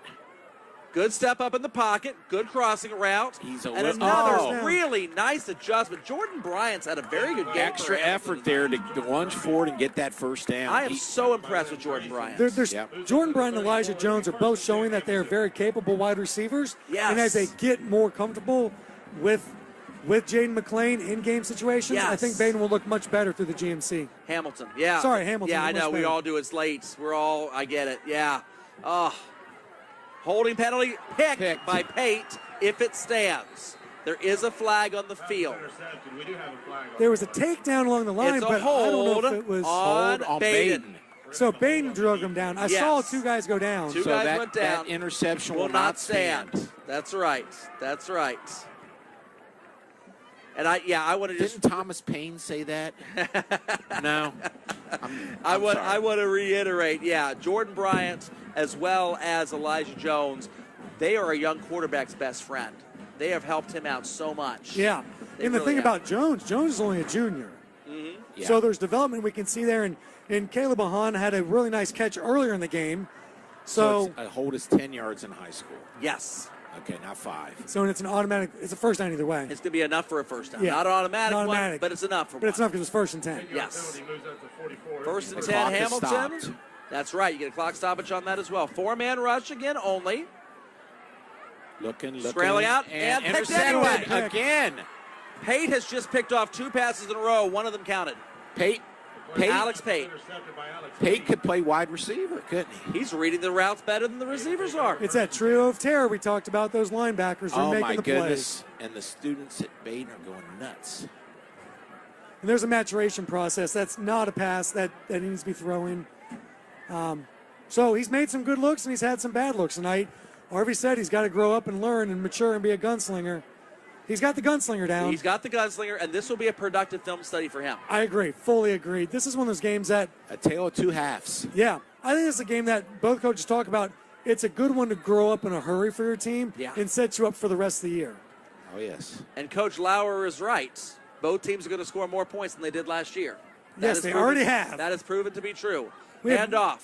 Right back to that man again. Even. He's going to Oh. break another tackle. 2 Touchback. touchdowns, 2 carries. Are you kidding me? Are Wow. you kidding me? Badin has found themselves another running back. The 5'10 sophomore, 145 pounds, with 2 carries in his high school varsity career, both for touchdowns. And longer ones, too. Oh my goodness. Is he going to become Al Bundy talking about the 4 touchdowns? Yes. Oh, my goodness. You know why? Because I would. I would. If I'm him for the rest of my life, I was, hey guys, you I know, was the first channeling Al Bundy right the there. first 2 times I touched the ball, touchdowns in the big rivalry game, that was me. Well, the huge thing, too, with that for Yorty is that allows him to play Lem Grayson a lot more solely on defense That if he is the wants key. to. And not Yes. just this game, down Beyond. the road. Yes. They may have found something they may not have known about or maybe barely thought about, but Chase Even is an X factor going down the stretch in this game. Nobody had him as their X factor because he's not even listed in their starters, and he never had a carry before today. That's he's it. not someone we were looking at. That's it. I mean, He must my have been goodness. a freshman stud. Okay. He must have been. I see because the they last knew name, what they had. I see the last name Even. I wonder if he's related to Braylon Even, the basketball player who scored so many points for Badin. They've got a really good basketball player. Well, the Braylon athletic Even. lines are there if that's the case. 38-20. This game has turned in a hurry. Rams. This game has turned in a hurry. Well, We were Dan, looking at 24-20 just a moment ago. we were talking about the dam bursting and the water caving in, but we weren't talking about it potentially happening in this direction. No, I at said halftime. Badin had to stop Hamilton High to begin the second half where I thought things might get ugly for the Badin Rams. And Badin stopped them, and then things got ugly for the Big Blue. I mean, like I said, Arvey told me in practice, turnovers and penalties in the second half has been littered with turnovers and penalties. At least 3 turnovers I can think of right now, maybe Boy, 4. That's why he's the coach. He knows that. Absolutely brutal. Return See, man is those gonna guys be need to Bryant. go up. Why are they not? The blockers need to move forward to make that block. Once again, Bryant getting contacted well inside the 20-yard line every time. That special teams film session is not going to be pretty. Yes. The film session for McLean will be very instructive and observational, and there'll be a lot of good stuff. The special teams film study is going to be really nasty. Yeah. Now, this is one of these instances where we see some backups in here. Seriously, it's 18 points, 4 minutes to go. Oh, I think you launch it deep at least one more time and try to see if you can't get something Well, in there. I think Hamilton's going to roll their starters because they need to learn. That's true. Badin, I think we're going to see some new guys because, number one, they just need to not get their starters gassed for next week. Or cramped Or hurt. whatever. Broken bones, things like that. Toss, complete. Look at that sure tackling. Cooper Clay wrapped him up and waited for Pate to put the finishing touches on Elijah Jones. And Elijah's trying to do everything he can off of that, but there ain't much. He got it, but also once again, he turned his back and turned backwards. You got to know just to step and go. That's one of these things where they have to learn. This is another growth process for Hamilton's players. You got to step and go. Sometimes you want to take the 4 yards Yeah. if they give it to you. Don't risk anything more or get out of bounds. Or get out of bounds. You're in a clock situation here where you need 3 scores. Handoff. They're not worried about the scores, apparently. That's Andre Bailey up the middle, and Badin will take that the rest of the game. I think they're just trying to run their offense. There's just a little concession going on here, yeah, guys. I Looks think they're like running it. their offense to try and learn. Yeah. This is a learning opportunity for Hamilton at this point. They're calling it maybe a 3-minute drive. Wow.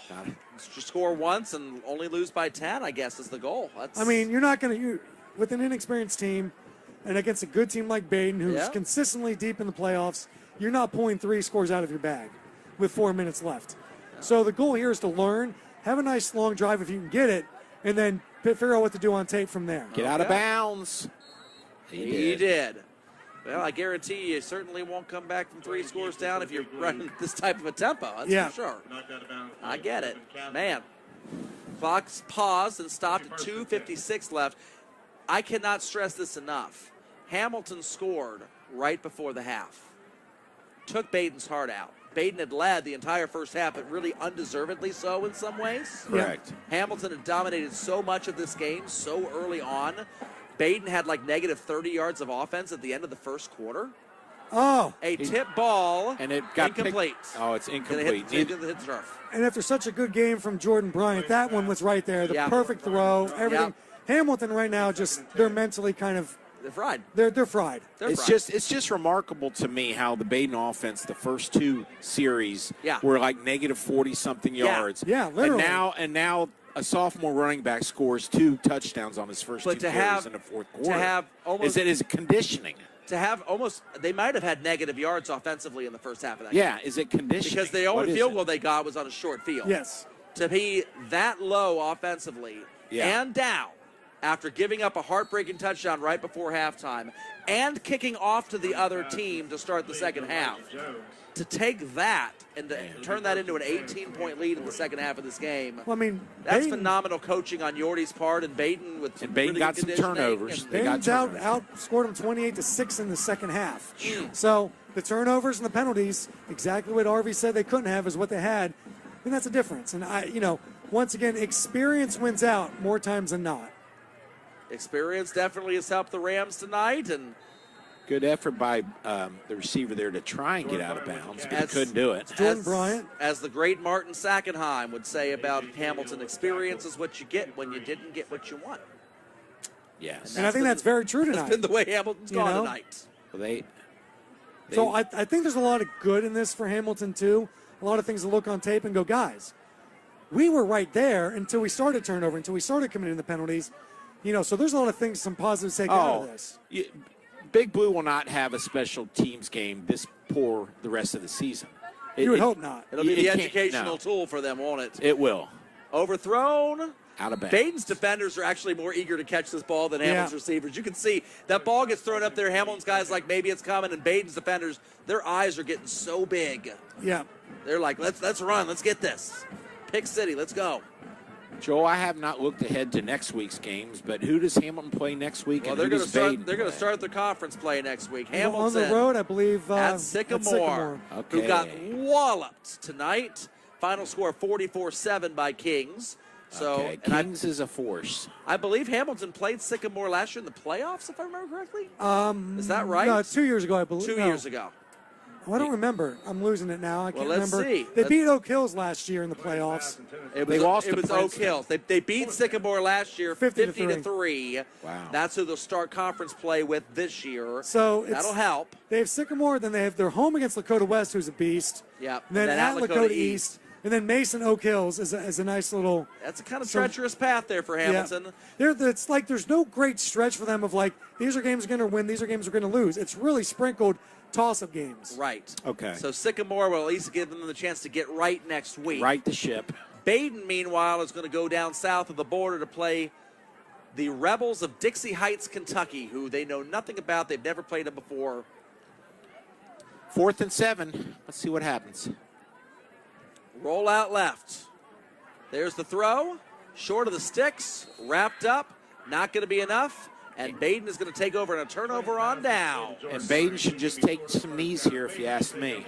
Yeah. No injuries that way.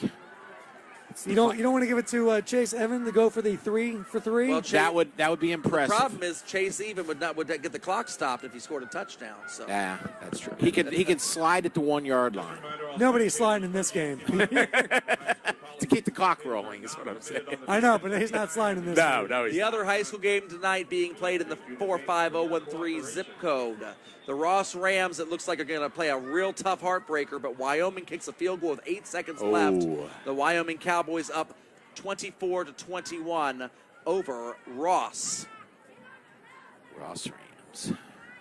Badin and Ross, both in Division III, Region 12. They could see each other this year, potentially in the playoffs. Be nice if they played each other again. Could happen. Yep. And Badin would not play that home game here. They'd play it at their home stadium now. Terry Malone Here's our Field. knees. Here's our knees. Colt Emerson going to take a knee, and I doubt the way that Hamilton's offense ran that last drive. It looks like they're going to concessionary mode, and it looks like Badin is going to go ahead and take the lead and the win in this game. Yeah, I think so. I think a learning experience for Hamilton, and credit to Badin. They played a great game, especially in the second half. Their defense was everywhere. They played downhill. You just see right there a high five across the line between two linemen, one from Hamilton, one from Badin. That's always good to see. That's what this game is about. It's great for the community. Everybody got excited about it. We saw the work that was done literally in the community. We saw the T-shirt sales raise $6,000, by the way, for the Booker T. Washington Center. That's wonderful. fantastic. We see these kids grow up and learn. They get to talk about playing in this game. Hamilton gets to learn from it. We can talk about Badin when Badin will learn a lot from this game too. Because clearly they changed some things in the second half, or at least their players did something different in the second half, and that will give them a chance to look at that on tape and go, the first half, this is not so good. The second half, this is what we want. So They looked absolutely outclassed and outmatched in every way in the first half of this game. And Hamilton can look at the first half tape and say, we need a game like this. A whole game like this. Yes. Give Badin all the credit in the world for going in, losing at halftime with nothing going their way and being able to rally around the troops and pulling out an 18-point impressive win. yeah, dominating second half from the Badin Rams. They deserve all the credit in the world. Fantastic game from them. A great job of coming back to make things happen, getting the interceptions, getting the fumbles, and playing a clean game in the second half. And for Hamilton, they look pretty good at times in the first half. There is room for growth, and we've seen it with the wide receivers action that we saw, with the quarterbacks, some of the play we saw. There are some places for Hamilton to go. You can see McLean. You can see McLean's going to be a good quarterback for him. He's You got can the see- tools. He's got the tools. I think he needs to maybe run a little more. Maybe they don't want him to, throw all the stuff at him right out of the chute. But his running ability, I think, will be utilized a little more as the season goes on. And for the Badin Rams, say a few prayers tonight for the health of one Declan Brown, a major player that was anticipated to have a huge role his senior year this year. And that injury, I'm not going to speculate that it is an ACL, but it had that type of appearance to it. Right. Hopefully it's just a sprain. Hopefully Maybe they you can miss get a that week knee or two looked when you at. come back. Yeah. But other than that, that would be a horrible break for him if that was a season ender in the very first game of his senior year. Yeah, you don't want to wish that. Gentlemen, final thoughts as we wrap up. What are your kind of thinking there? Dan, start with you. Final thoughts.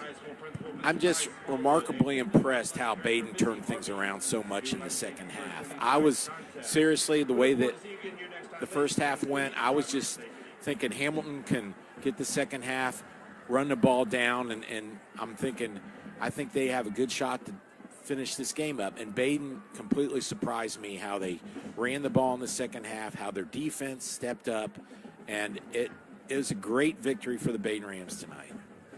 I'm going to go ahead and throw out one unconventional thing because I always love to throw out something unconventional, finding little nuggets here. Chase Even.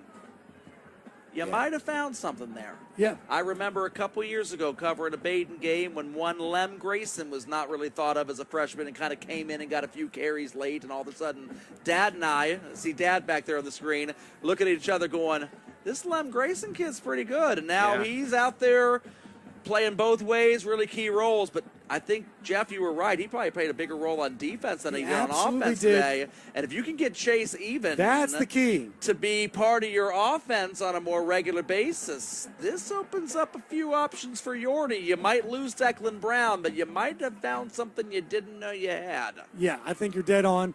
Guys, go ahead and give yourselves a little pub for your next game you got coming up. Oh, well, I'll be out with Chris Vogt tomorrow. We got Little Miami at Jackson. I'm sorry, Miss Jackson, but we are Jackson, for real. The Iron Man. Say it, Rock Danny. I am Iron Man. Ozzy appreciates that. R.I.P. Ozzy. R.I.P. Ozzy. We will have the Jackson Iron Man against Little Miami and the Panthers. This is our first time covering Coach Mahan on his second term back out there at Little Miami. They have just joined our coverage area. We are now all of Butler County and Warren County.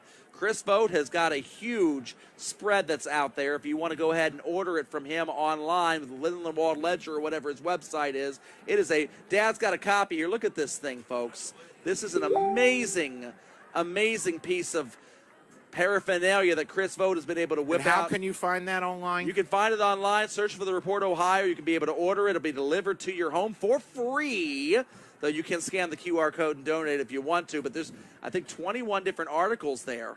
There's the QR code. Look at that, Dan. There's like 21 different articles about our coverage area teams there, and it is second to none in terms of coverage area there. Look at all these pictures. Color pictures, just everything. Right up on each of the 21 teams in Butler County and Warren County. County. Put a lot of time Full into this. schedule for everybody there. It's got pictures of Badin's new stadium. The Street and Smiths of Southwest Ohio. It's pretty darn cool. Chris Vogt, we're proud of you, bub. All right, our next game on TVHamilton right here, and our stuff comes up in 2 weeks. Back home here against Dakota West on September 5th. We will be live for TVHamilton. We will not have the announcers. No, we'll be back out. to our. I'll be in Florida. It'll be back to our normal broadcast that you'll see, but with the beautiful graphics we have this year, or the nice little scoreboard lower. So look for that coming up in 2 weeks on September 5th. We will have all the home games again right here on TVHamilton, and with our partnership with the Report, a couple of Hamilton's road games that you guys are going to do. Oh, yeah. We will show that. We will show those as well. Simulcast on the Report So, Ohio. yeah, so we're going to have 7 or 8 Hamilton games right here on TV Hamilton's Facebook page, and all of our stuff that is live will also be live on the Report. A great partnership with these guys. So, guys, thank you very much for coming on. It's been a lot of fun. We enjoyed it. Let's go ahead and wrap this on up. Thank you to Steve Caldwell, the director, executive producer, cameraman, sound guy, whatever else. Adam Williams doing the lower scoreboard. Jenny Caldwell, production assistant. Chris Vogt, producer. Dan Vogt, Joel Sackenheim. I'm Jeff Archibald. All the people at Hamilton, all the people at Badin, thank you for your help. Have a good night, everyone. Bringing it home to you.